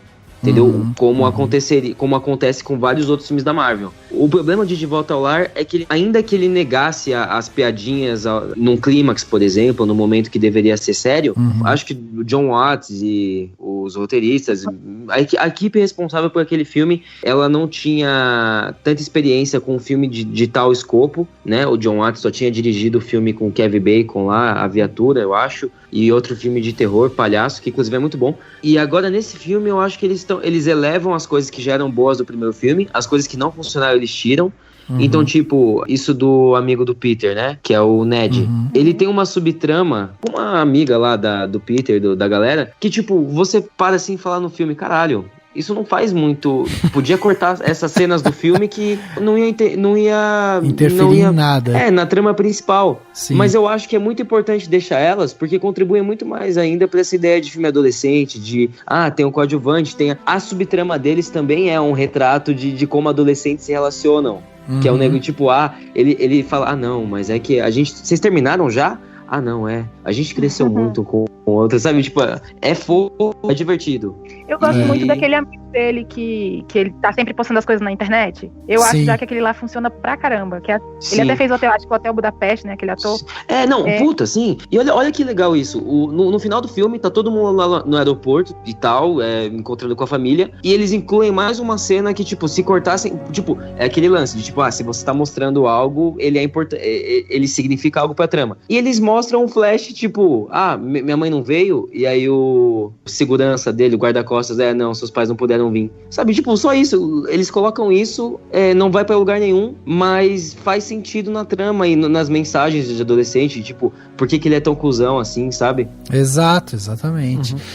Eu também não vi com tanto problema essa parte da comédia, apesar de achar que eles forçam a mão. Pra mim tem uma questão que daí pode ser uma tecnicalidade boba ou até insignificante pro grande público, assim e tal, mas pra mim uma das coisas que eu sinto falta em parte técnica mesmo, é a fotografia, sabe? Eu queria ter visto uma fotografia mais elaborada, assim, justamente porque por todo o contexto, né? A gente tá falando de um filme que se passa pós-Vingadores, a gente tá falando de um garoto que tá tentando tirar férias e tá tendo que lidar com uma série de responsabilidades e não sei o que, e ele tá sentindo a pressão. Pra mim, faltou um pouco daquela cena, sabe quando a gente via, tipo, o Peter com a roupa do Homem-Aranha em cima de um prédio em Nova York comendo um sanduíche e tal, sabe, assim, aquela coisa bem clássica de Homem-Aranha. Pra mim faltou alguma coisa assim de fotografia nesse sentido, sabe? Nem que fosse tipo ele parado em algum ponto, olhando, observando, sentindo o lugar e tal, e aquela fotografia que vai te abraçando com o ambiente e tal, que era uma coisa que a gente via muito, inclusive nos filmes antigos, né? Que tem aquela cena famosa que foi deletada no 11 de setembro, que o Homem-Aranha fazia, né, uma teia lá entre as duas torres e tal. Uma rede, nas duas torres. Tipo, aquilo ali é fotografia pura. Tipo, você chega ali e você contextualiza o personagem junto do ambiente. Então, pra mim, um dos grandes problemas desse filme é justamente isso, faltar um pouco mais dessa contextualização do personagem com o ambiente. Sabe, trazer um pouco mais da luz do sol de Veneza, das belezas da cidade, dele estar em Praga, e você vê um pouco mais ali das planícies, da conexão do Homem-Aranha com o ambiente, assim. E isso pra mim passa muito pela fotografia e pela produção ali de cena mesmo, entendeu? É verdade. Eu achei até que eles iam fazer algo na Torre Eiffel, assim, tipo, mas não teve, né, uma cena assim, grande, assim. Que, inclusive, quando eu falo isso da perca das características, é exatamente isso também. Que a fotografia, ela traz muito o tom do personagem, assim, aquele, né, dele todo, uma coisa mais ampla, e a gente fica com o sentimento, nossa, esse é o Homem-Aranha. E realmente eu também achei, eu concordo com você, faltou mesmo. Não, isso que o Rafa falou define realmente o personagem. Tipo, você lembra do Homem-Aranha, você lembra do que? Nova York, pizza de Nova York, aquele cachorro quente. Os filmes do Sam Raimi eram muito bons, eram maravilhosos em visualmente fazer você sentir aquele cotidiano, sabe? Nossa, caralho, aqueles filmes eram tão bons que... A própria trilha sonora, que vem aquele jazz, sabe? Eu achava aquilo fenomenal. E eu acho que esse outro ele não tem. Sim, que os filmes do Sam Raimi, eles já eram estilizados desde o primeiro filme dele, do Evil Dead, Darkman. Eram todos filmes que eram estilizados, tinham aqueles movimentos de câmera, aquela fotografia, aquela trilha sonora extremamente expressiva, mas ainda assim você não achava que era tipo um desenho animado, sabe? Eles eram fantasiosos, eles tinham um maravilhamento, mas também tinham realidade. Enfim, a gente vai começar a falar do Sam Raimi aqui, a gente não vai parar de falar desses filmes. Mas, não, deixa eu só entrar numa outra coisa que eu não tinha gostado a princípio, mas agora eu tô vendo que ficou bacana no sentido de entrar na questão das pessoas acreditarem no que elas querem, que é os professores. É até uma coisa meio John Hughes, né? Tipo, tratar o professor como bobão, assim. Que é tipo, os professores acreditam em tudo. Não, gente, mudou, a gente vai pra Praga agora, tipo... Como assim, sabe? Pra eles tá tudo bem e tipo, o Peter Parker sumiu, não, mas ele ficou com a família em Berlim, tipo, e só o carinha lá que é vilão falando, né, tipo, questionando e eles falam, cara, fica quieto, vamos embora. Na hora eu não gostei, eu falei, cara, como esse povo é tonto e tal. Mas faz sentido, porque entra na característica de um filme de adolescente e entra na proposta do filme de falar sobre acreditar em tudo, né? Não sei o que vocês acham. Pelo menos eu falei assim, cara, tá muito conveniente. Aí depois vai pensar e falar, não, mas faz sentido essa proposta de você se questionar, né, de acreditar no que tá lendo, do que tá vendo, do que tá acontecendo. Faz sentido. Também pensei depois um pouco mais, porque na hora que eu saí do cinema eu não gostei tanto do filme. E depois eu fui pensando, digerindo, e eu falei, eu gostei mais, então. E tem o professor de ciência que fala, né, tipo, não, a ciência não explica mais nada, porque tá tudo zoado. E é bem isso, a Marvel é isso. Tem um professor lá que acredita em bruxa, né? Ele é místico. E ele é um professor de ciências. E eu fiquei, cara... O professor principal lá, né? Que é o professor que já tá no primeiro filme. Puta ator, aliás. Ele é tipo típico ator de personagem, sabe? Sempre faz papéis de nerds. Inclusive atuou em alguns filmes do Greg Mottola, que dirigiu Superbad. Mas ele, inclusive... Olha que foda. Não sei se vocês sabiam disso. Esse professor do Peter, que aparece no Homecoming, e nesse novo, que ele derruba a câmera lá na água, que também é outra gag, que é uma piada meio estranha, mas funciona de alguma forma. Ele tá no Incrível Hulk do Edward Norton, também do Marvel Studios, como um estudante de faculdade, cara. Olha só. Sim, ele faz uma ponta, tipo, ele deixa, tipo, o Edward Norton entrar na faculdade, aí o Edward Norton, tipo, ele consegue entrar dando, tipo, uma pizza pro cara. Aí esse ator aparece, tipo, agradecendo pela pizza, só isso. E eles conseguem trazer o ator de novo no Homem-Aranha como professor. Então, tipo, até o coadjuvante tem uma jornadinha de personagem, muito bizarro isso. Que legal, que legal. Dá pra encarar como sendo ele mesmo, tipo, né? Às vezes não, é ele mesmo. É o mesmo personagem.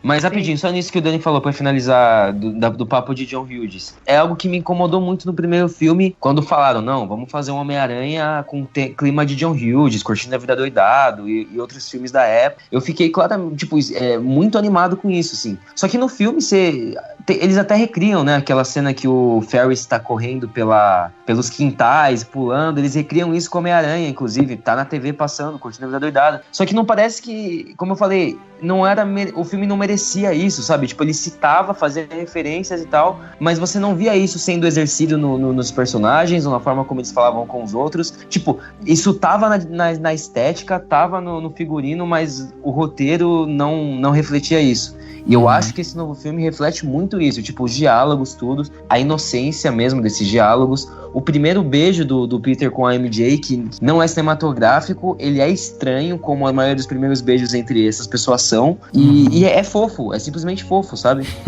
É muito foda ver esse tipo de... Tipo, ver... Isso pra mim é tipo John Hughes, saca? E isso eu acho que funciona no filme. Okay, here we are. Beat the rush. Yeah, the rush out.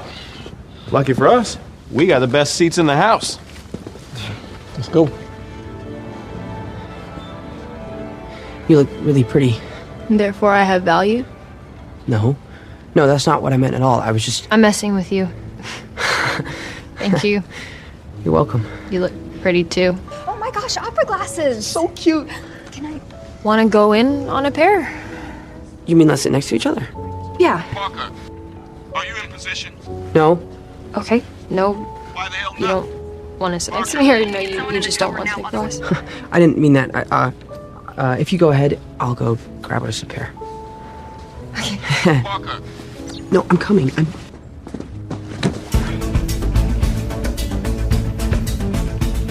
Queria falar um lance das personagens femininas, porque eu acredito que, e eu até pegando o gancho do que vocês falaram sobre a MJ, que ela é realmente construída de um jeito mais forte aqui, e nos outros nem tanto, aliás, no do Sam Raimi, né, porque no segundo é Gwen Stacy.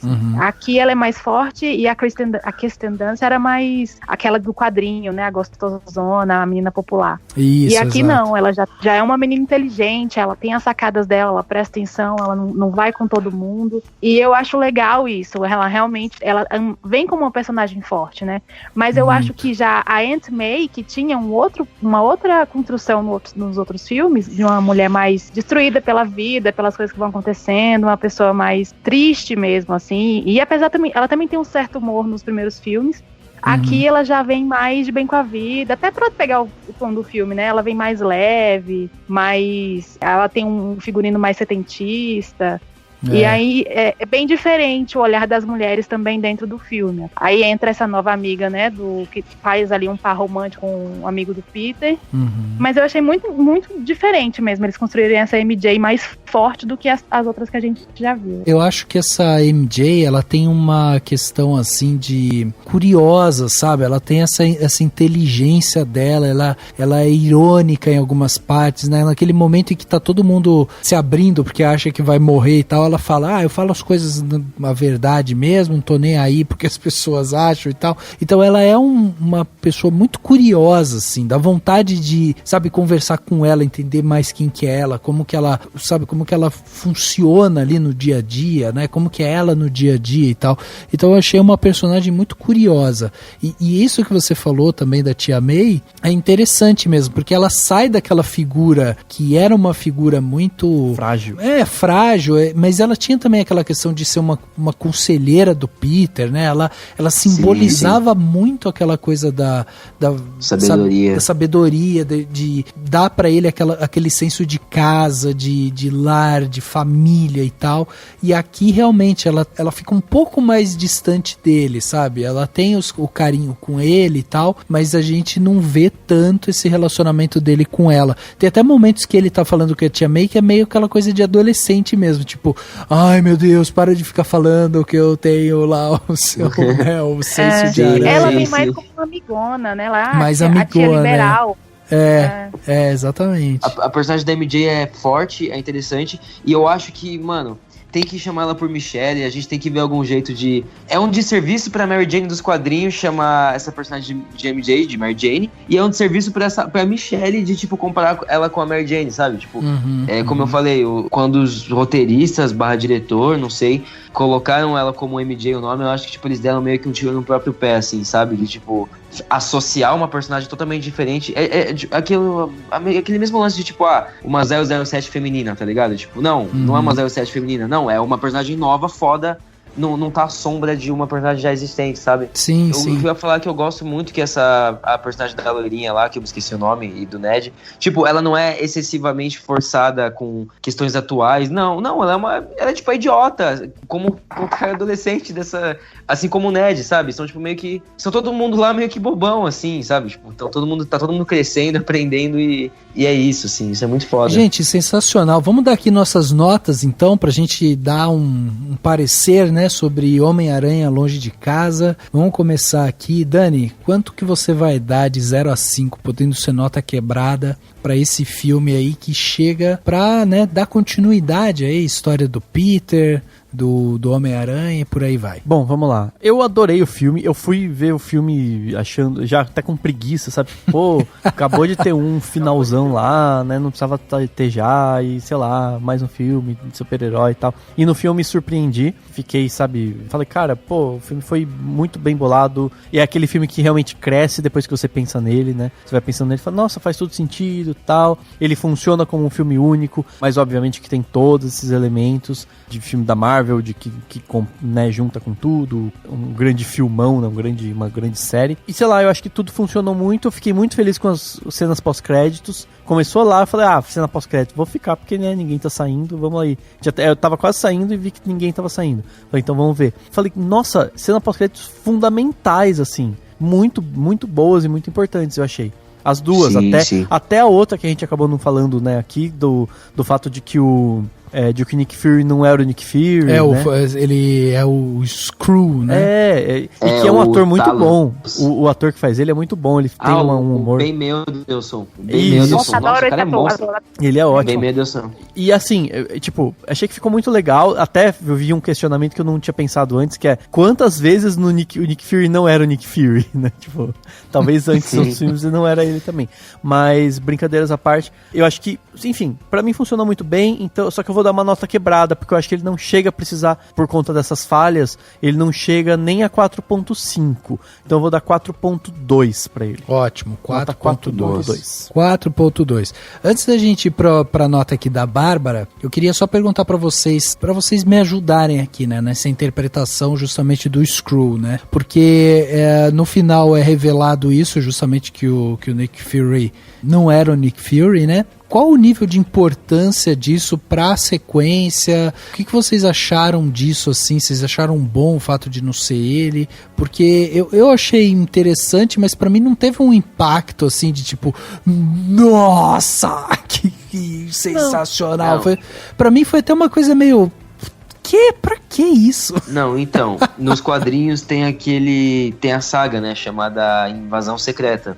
Que eles descobrem que os Skrulls, né, que eram a raça metamorfa que consegue replicar todas as características, tipo a mística, né, consegue replicar todas as características de uma pessoa. Eles já estavam infiltrados no universo Marvel há algum tempo e, enfim, isso é a melhor contribuição que eu acho que o Capitão Marvel fez, infelizmente, uma merda falar assim, mas que foi mostrar que, ou então, na verdade... explicitar, né, tipo, um bagulho que as pessoas já deveriam saber, enfim, que os Skrulls não são todos maus, né, não sei de onde surgiu isso, que algumas raças de alienígenas são, tipo, estritamente más, então, eu acho que foi só uma piadinha, foi, tipo, uma referência a essa outra saga enorme do universo Marvel, mas não tem nenhum peso como a primeira cena pós-créditos tem, sabe, que revelam a identidade secreta dele. Eu acho que tem mais umas referências, assim, a quadrinhos, porque se eu não me engano tem um quadrinho que o Nick Fury trabalha junto com o Spider-Man, que acho que é a edição 80 e alguma coisa, 83, Sim. Bem antiga, acho que é ela antes dos anos 80. E assim, para algumas pessoas que não gostam de ser enganado, o filme basicamente engana todo mundo o tempo inteiro, né? Então, algumas pessoas vão achar ruim. Mas eu achei muito legal, realmente, chegar nessa parte e a gente, caramba, aquelas conveniências, então, porque você fica se perguntando, por que esse personagem tá fazendo isso? Por que tá fazendo aquilo? E aí a gente tem essa resposta. Então, foi crucial, eu acho, a Marvel entregar essas duas cenas pós-créditos que respondiam também perguntas dentro do filme, né? Porque às vezes tem cena pós-crédito que não faz nada, assim, eu acho tão besta. E essas fizeram muito sentido, as duas. Mas você pode dar um exemplo, Bárbara, tipo, do que você sentiu, por exemplo, relacionado ao Nick Fury, que depois quando você viu que ele era um Skrull, você falou, bom, aí justifica. Eu acredito que ele age com mais racionalidade, por exemplo. Quando eles chegam no local, no início do filme, chega e já tem uma pessoa lá, já agindo contra uma outra, né, em cena. E de certa forma ele já vai ficando amigo, falando, como assim? Aí ele já vai pegando as informações do outro. Geralmente ele vem com todas as informações de todo mundo. Entendi. E ele não tinha informação do mistério, de nada do mistério, né? E ele já ficou amigo, já chama o Peter Parker, tem esse cara aqui. Eu falei, nossa, eles já se uniram tão rápido. Então eu achei muito estranho. Ele demonstra um certo amadorismo, né? Assim. Isso, porque o Nick Fury já vem com tudo na mão, sabe? Nos outros filmes. E aqui não. Aqui ele ficou... meio assim. Perfeito. Essa coisa do Skrull explica o fato de o Nick Fury ser mais bobão nesse filme, né? Sim. E aí é isso, tipo, não era ele, então beleza, você aceita e aí isso funciona na narrativa, porque se ele fosse muito espertão, você resolveria o filme na metade, então não faz sentido. Então é isso, achei interessante. Sim. Perfeito, Bárbara, então emenda pra gente aí, traz aí sua nota de 0 a 5, podendo ser nota quebrada aí, quanto que você vai dar pra esse filme? Eu achei um filme divertido, ele tem realmente um tom adolescente que às vezes me irrita, mas eu gosto dessas narrativas, né, que estão construindo agora, mas eu não vou tão, assim, como algumas coisas realmente me perturbam, eu vou ficar com 3, né, que geralmente eu dou umas notas, assim, no Wannabe Nerd, assim, 3 voos de aranha, 3, umas coisas bem, assim, nada a ver. E realmente essa vai 3. Eu até tinha pensado em dar 2,5, mas eu falei, não, eu depois pensando melhor com as coisas da internet, do fake news, realmente ele constrói isso muito bem. Os personagens não são burros, eles ficam se questionando, né, um ao outro. E aí eu acho que ele merece um 3. Legal, show de bola. Tá aí, 3 então, o Dani tinha dado 4.2. E você, Cauê, quanto que vai ser? 0 a 5, Homem-Aranha, Longe de Casa. Então, cara, nenhum filme eu acho que do personagem do Homem-Aranha vai se equiparar, pelo menos ao segundo filme do Sam Raimi. Eu acho que aquele filme é pro Homem-Aranha o que o Superman do Richard Donner é pro Superman.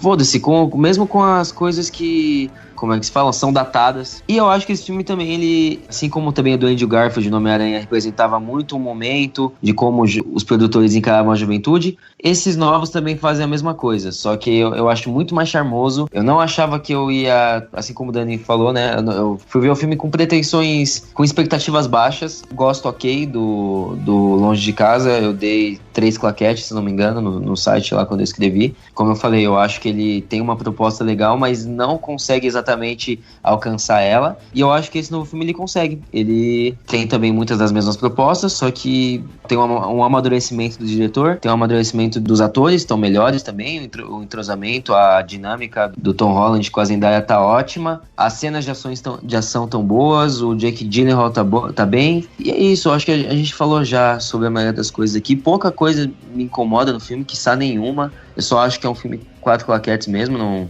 É simplesmente muito bom ver o Homem-Aranha, que é tipo um dos heróis mais... Até os filmes dos Vingadores serem lançados, eu acho que era o herói, até mais que o Superman, o herói mais conhecido, mais famoso do mundo. E é simplesmente muito legal ver o Homem-Aranha fazendo coisas heróicas e se superando, e esse personagem que tem uma relação tão longínqua com a cultura pop e com as pessoas, de volta nas telas em bom estilo, em boa forma, assim. Sim. Eu acho que esse filme, da mesma forma que o personagem tá amadurecendo, o pessoal do lado de fora que tá fazendo esses filmes também tá amadurecendo essa equipe, com os temas e com tudo. Então, tipo, eu acho que se ele continuar nesse ritmo, a tendência é só melhorar mesmo. Sim, exatamente. É isso, 4 claquetes eu acho que é, tipo... É bom. Ótimo, tá aí então, 4 claquetes.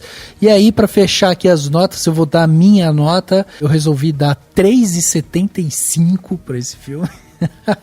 Porque, como eu falei, assim, eu acho que é um filme divertido, eu acho que é um filme bem good vibes, assim. Pra mim, o principal problema dele é técnico, sabe? Eu sinto falta de mais inovações técnicas ali, de mais fotografia. Eu queria ver uma câmera um pouco diferente, queria ter visto mais coisas, assim, tipo, diferentes realmente. Tipo, todas as cenas de ação e tal, pra mim, elas são tudo muito clichê, assim, sabe? A gente são coisas que a gente já viu em outros lugares e tal. E vindo agora também, né, de um Vingadores, que teve tantas cenas gigantescas de ação e tal, eu queria ter visto mais alguma coisa aqui diferente, sabe? Meu, coloca uma GoPro na cabeça do Peter Parker, vamos ver outras coisas de outros ângulos, sei lá, me traz alguma coisa diferente.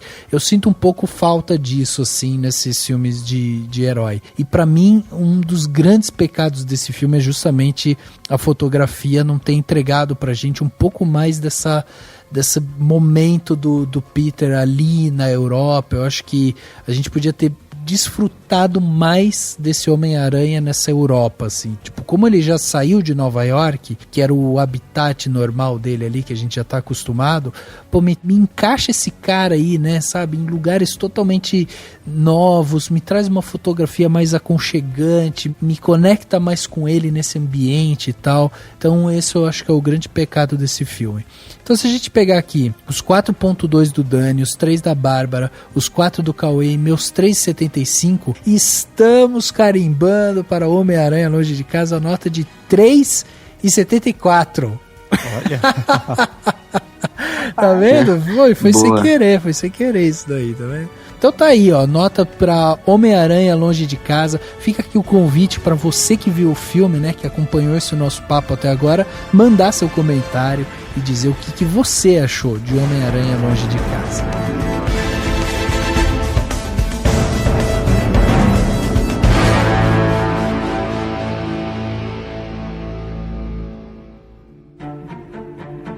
Dicas para a sua semana?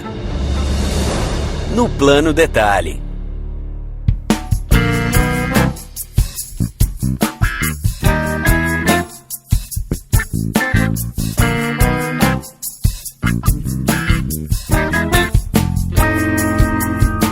Plano Detalhe da semana, aquele momento sensacional que a gente tem dentro do nosso podcast, um momento que inclusive a gente fez uma pesquisa no nosso Twitter sobre o Plano Detalhe e a galera falou que ama esse momento. Ama, já compraram livros, já fizeram viagens, já fizeram passeios, é um momento ímpar. Tem gente que define o fim de semana na Netflix por causa do Plano Detalhe, exatamente. É um momento importantíssimo desse podcast e dessa vez vou começar com o meu amigo aqui, Daniel Cury, para trazer aí um Plano Detalhe sensacional para os nossos ouvintes. Dan, o que você trouxe? Vou dar duas dicas, uma de um podcast que já era para eu ter falado há muito tempo, eu ouvi ele faz tempo, acabou ficando aqui na minha lista, até fiquei na dúvida se eu já tinha falado, mas não falei, pelo que eu confirmei aqui.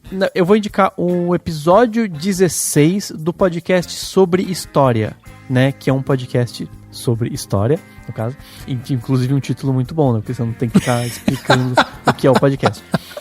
Mas enfim, é um episódio muito bonito e muito denso e muito importante, que chama A Flor da Terra, o nome do episódio. E esse episódio, ele conta basicamente, com algumas participações e tal, ele já foi gravado há algum tempo e eu ouvi a indicação e tal, ele conta sobre, o pessoal contando sobre a história do IPN, que é o Instituto dos Pretos Novos, e um lugar que é chamado de Cemitério dos Pretos Novos, que é um galpão na região do Porto do Rio de Janeiro, que quando foram fazer todas as reformas, descobriram que tinha escravos de 2-3 séculos atrás, que eram enterrados lá. E aí criaram esse instituto, e a família que é dona do espaço, ela se viu na obrigação de cuidar do espaço. E eles têm muita dificuldade, porque existe muito pouca verba destinada a esse lugar, que é gerido por esse instituto, né, que criaram para gerir o local. E é muito, enfim, o episódio ficou muito bonito e ficou muito tocante, e o pessoal fala de uma forma muito, muito impactante, conta detalhes sobre que esse lugar representa, o que ele representa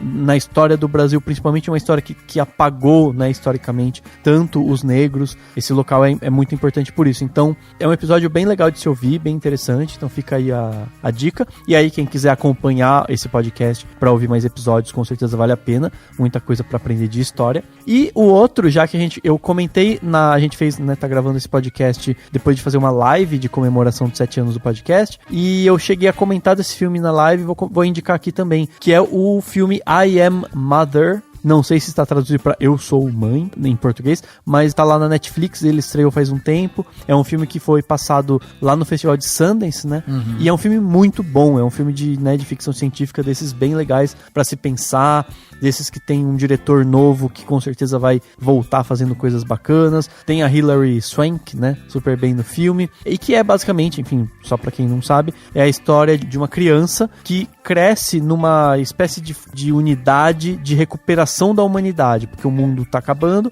e os humanos morreram todos, né, a princípio. Uhum. E aí, nesse lugar tem basicamente um robô e ele gera um bebê. Ele coloca lá um equipamento para gerar um bebê. E ele cria esse bebê com a ideia de que depois vai criar outros e eles vão repovoar o mundo e tal, com esses... É tipo uns óvulos que estão guardados, né, num lugar assim.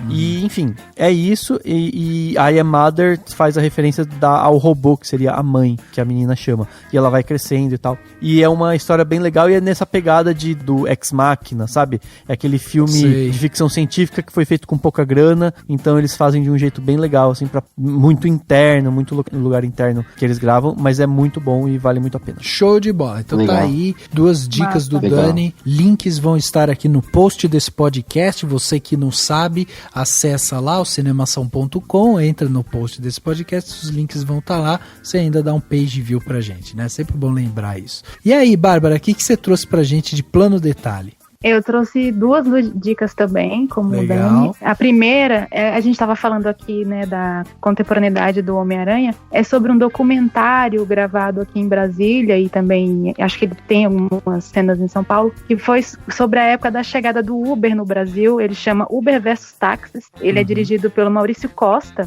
e ele acabou de chegar no NetNow e também no Philos, né? Eu acredito que o Philos, inclusive, essa semana tá gratuito para quem quiser assistir esse filme. Eu super indico, porque ele toma, assim, tempo para pensar na nossa mobilidade urbana como ela é atualmente. E vem as questões de quando ele estava lá, a lei estava sendo formulada, né? E tem entrevistas com a galera da Uber, com a galera da 99, dos aplicativos mesmo, políticos que eram contra e a favor, os sindicalistas também dos táxis. Ele é muito, muito eloquente e eu realmente indico as pessoas assistirem porque é uma obra brasileira, né? E vem com informações também do mundo, em como a Uber também chegou no resto do mundo. E super indico, porque o Maurício até eu acho que o Dani conhece, a gente fez aí a cobertura de Sundance. Sim. E ele já tem um outro filme, um outro documentário também político, mas eu gosto muito do Uber vs Táxi e é realmente, assim, espetacular a visão que ele consegue mostrar ali sobre o que isso afeta na nossa vida diária, né? Esses novos aplicativos que vão, ou não ali uma forma de carona ou é realmente um serviço, né? Ele entra nas questões trabalhistas, tem, assim, vários aspectos muito, muito interessantes no filme. E também fala de Brasília de uma certa forma. Legal, muito bom, tô a fim de ver mesmo, eu vi lá e quero muito ver. E também, assim, pra quem gosta de streaming, né, vou indicar um documentário que fala sobre a produção do novo CD da Madonna, saindo totalmente de filme. Legal. É o Madame X, tá na Amazon, tem 22 minutinhos e é muito legal porque ela vai falando de faixa a faixa, inclusive da faixa que ela tá fazendo, que ela fez com a Anitta, né, explicando como foi a trajetória dela pra aprender português e ela gosta muito de falar das inspirações dela, né, as mulheres que a inspiraram, ou então os cineastas. Ela fala de Tchaikovsky, ela fala de Kubrick, ela fala de Frida Kahlo, que o próprio CD, a capa, tem muito disso, e as próprias inspirações lá do fado, né, do português, os amigos que ela fez, né, na Lisboa, por que ela foi pra Lisboa. Muito, muito interessante mesmo, e é curtinho, rapidinho a gente assiste. E esse tá na Amazon Prime. Sensacional, mais aí planos detalhes aí pra você que tá procurando dicas. E aí, Cauê, o que você trouxe pra gente então de plano detalhe nesse podcast 327? Vamos lá. Como sempre, tentando fazer algo pertinente ao tema. São duas coisas relacionadas ao Homem-Aranha. Ainda, sempre fui muito fã do personagem e tal. E o personagem Mistério, né? Eu queria indicar duas HQs, 2 gibizinhos, 2 graphic novels, o que você queira chamar. Uma delas é focada, não focada, mas o personagem Mistério tem parte essencial. Então você que tá ouvindo aí, quer saber mais sobre o personagem, alguma coisa assim, eu vou indicar uma HQ que não é do Homem-Aranha, mas sim do Demolidor. Que na época dos quadrinhos da Marvel, até hoje em dia, os vilões são muito reciclados, assim. Então, por exemplo, o Rei do Crime é um vilão que é reciclado. Ele transita entre o Homem-Aranha e Demolidor, sabe? Ele é tipo um vilão dos 2 personagens. E o Mistério, ele participa, ele é o grande condutor da narrativa, na verdade, dessa HQ chamada Demolidor, Diabo da Guarda, escrita por ninguém menos que o Kevin Smith, diretor de O Balconista, Procura CM, enfim, uma figura sempre bate carteira em eventos de cultura pop e tal, e ele escreveu essa história. É muito interessante porque o Mistério, né, o Quentin Beck e tal, ele é um pouco diferente nos quadrinhos, mas o visual é quase o mesmo e tal. Ele fala pro Demolidor, ele como um vilão B, C, ele percebeu que talvez ele estivesse mirando alto demais. Talvez o Homem-Aranha devesse continuar com os vilões grandes dele. E ele precisava encontrar um herói que fosse da mesma linha que ele, ou seja, um herói B, um herói C, um herói, tipo, não tão grande como o Demolidor. E aí tem uma trama e tal. É muito interessante a história, é muito legal por ser o Kevin Smith escrevendo uma história sobre quadrinhos. A outra é o espetacular Homem-Aranha de Volta ao Lar. Apesar dele ter o mesmo nome que o primeiro filme do Aranha nesse universo Marvel, ele não tem nada a ver. É um Peter Parker mais velho já, experiente, como o Peter Parker do Aranhaverso, sabe? O equivalente ao Peter. Já experiente, só que ele tá começando a dar aula como professor de genética, enfim. A diferença é que nesse quadrinho, nesse novo De Volta ao Lar, inclusive ele é escrito pelo roteirista J. Michael Straczynski. Ele é roteirista, escreveu o filme com a Angelina Jolie, enfim. E ele se deu muito bem com o personagem do Homem-Aranha, justamente por entender aquele lance de entender a essência do personagem. Mas é exatamente isso aqui. Dessa vez o Homem-Aranha ele é introduzido a um mundo de magia, a um mundo mais místico. Algumas figuras, um personagem chamado Ezequiel, que não é um clone dele, mas enfim, é quase que o Peter Parker do futuro, sabe? É uma loucura, mas basicamente o Peter é introduzido ao universo de magia, a vilões mais fortes e um escopo de ameaça maior do que ele sempre lidou. E aí o que a gente tem é uma história clássica do Homem-Aranha de superar a si mesmo, superar adversidades, e eu indiquei mais porque ela não é uma dessas histórias antigonas, ela acho que é de 2010, 2009. Ela é muito boa e resume um pouco de tudo que tem na mitologia do Homem-Aranha, sabe? E é uma puta HQ do personagem, assim. A primeira indicação, que é o do Demolidor, é mais pela conexão temática com o Mistério. Já a segunda é só uma puta história do Homem-Aranha e você consegue achar facilmente nas bancas. Show de bola e cheio, ó. Se você quiser se debruçar mais ainda nesse universo de Homem-Aranha, Marvel e tal, tá aí essas dicas do Cauê. Links novamente, né? Vão estar aqui no post, não esqueça. E eu vou dar 2 planos detalhes também para finalizar aqui nossos planos detalhes de hoje. O primeiro é um podcast, que na verdade é um vídeo, que na verdade é uma entrevista, que na verdade pode ser ouvido como podcast. Então é o seguinte, falei inclusive lá no grupo secreto do Cinemação, falei pra galera, corre assistir e tal, porque passou recentemente aí no Conversa com o Bial, um debate que o Bial fez junto com Kleber Mendonça Filho, Juliano Dornelles, Carinha e Nós e o Rodrigo Teixeira, falando justamente sobre o cenário do cinema brasileiro. A entrevista é muito boa, principalmente porque a gente tem um Kleber Mendonça e a gente tem um Carinha e Nós vindo de premiações em Cannes, então eles estão assim, tipo, com um nível, sabe, bem acima, estão olhando o mercado de uma forma diferente. E a gente tem um Rodrigo Teixeira que tá lá em Hollywood produzindo filme e tal, que já ganhou Oscar e que tá olhando também pro mercado brasileiro. O papo foi muito esclarecedor, principalmente porque a gente tá falando da nata aí, né, dos diretores e tal no Brasil, e também envolve muito do nosso posicionamento como país para com a cultura, para com o cinema, para com as produções audiovisual.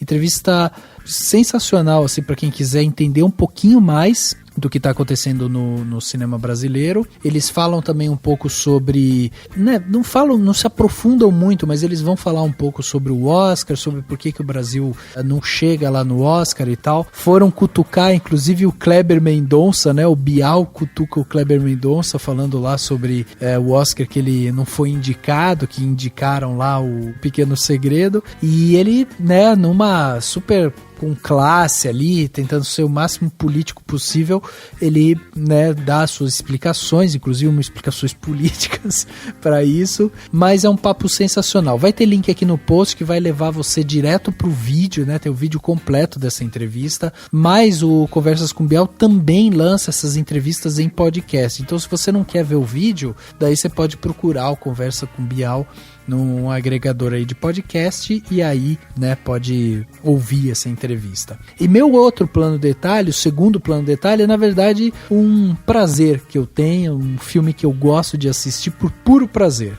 que é O Protetor. O Protetor é um filme com Denzel Washington, um filme de ação, aquele filme que eu gosto quando o Denzel Washington faz esse papel, que é o cara do badass, sabe? Aquele cara que sabe lutar, o cara que não tem medo, o cara que tem tudo planejado, tudo cronometrado e tal. Eu adoro O Protetor, o primeiro, e assisti recentemente O Protetor 2, né? Que é uma história quase que de vingança ali, porque acabam assassinando a melhor amiga do personagem do Denzel Washington e ele vai atrás dos responsáveis por isso. Os dois filmes são dirigidos lá pelo Anthony Fuqua, que é um diretor que eu gosto também. Ele vai voltar a beber da fonte do Protetor 1 aqui, ou seja, ele quer mostrar novamente pra gente aquela coisa dele ser super preciso nas suas ações, ser um cara super inteligente, que tá sempre um passo à frente do espectador, inclusive, e eu gosto desse filme, eu acho que pra mim, assim,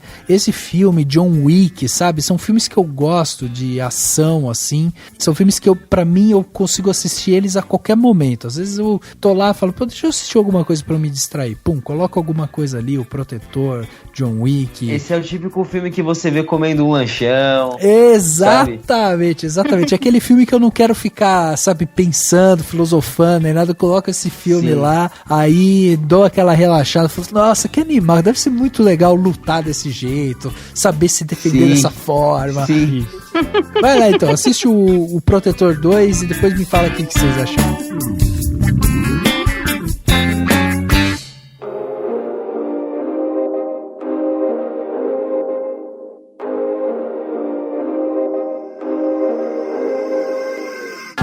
Chegando aqui no final do podcast Cinemação 327, batemos esse papo aqui sobre Homem-Aranha Longe de Casa, esse filme aí que deu continuidade a esse personagem, que é um dos personagens mais queridos aí, se não só da Marvel, como de todo o universo aí de super-heróis e tal.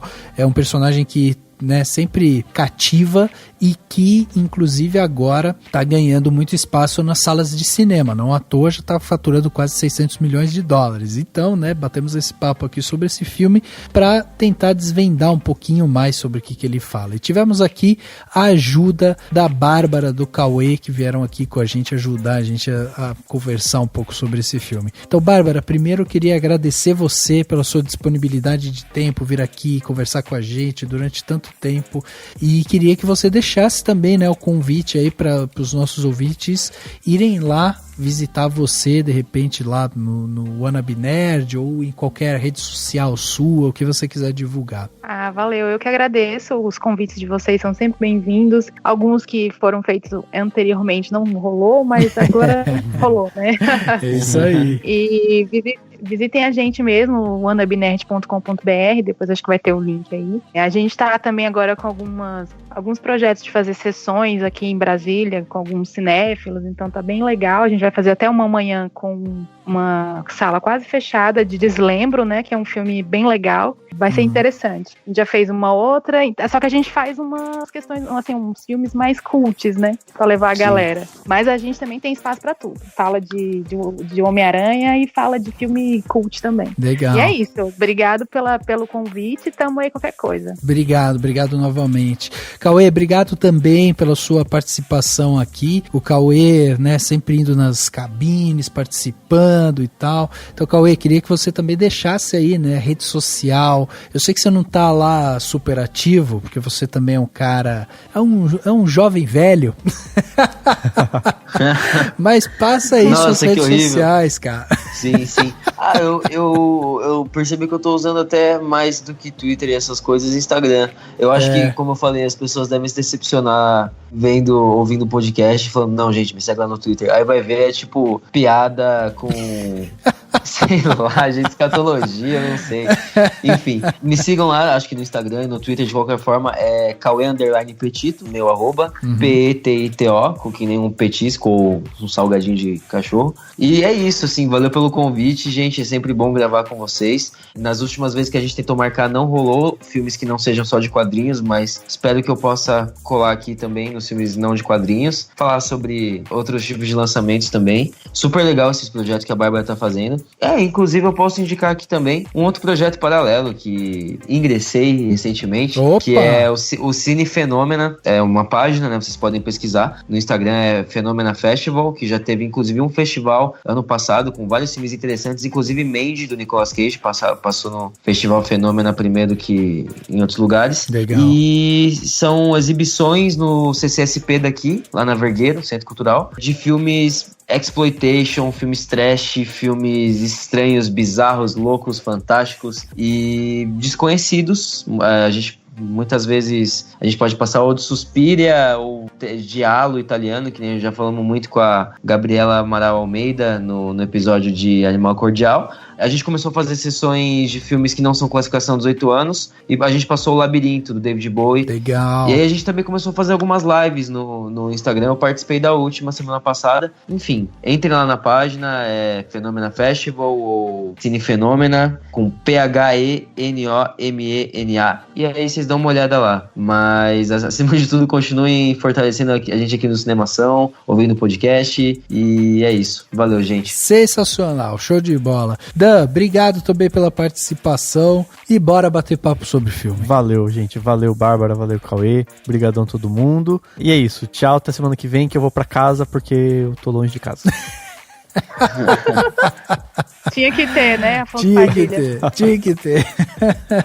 O podcast Cinemação 327 fica por aqui. A gente se vê no próximo.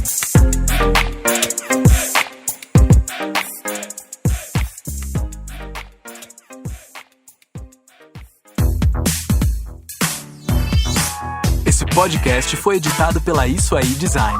Tudo isso é forma com função. É design estratégico. É isso aí.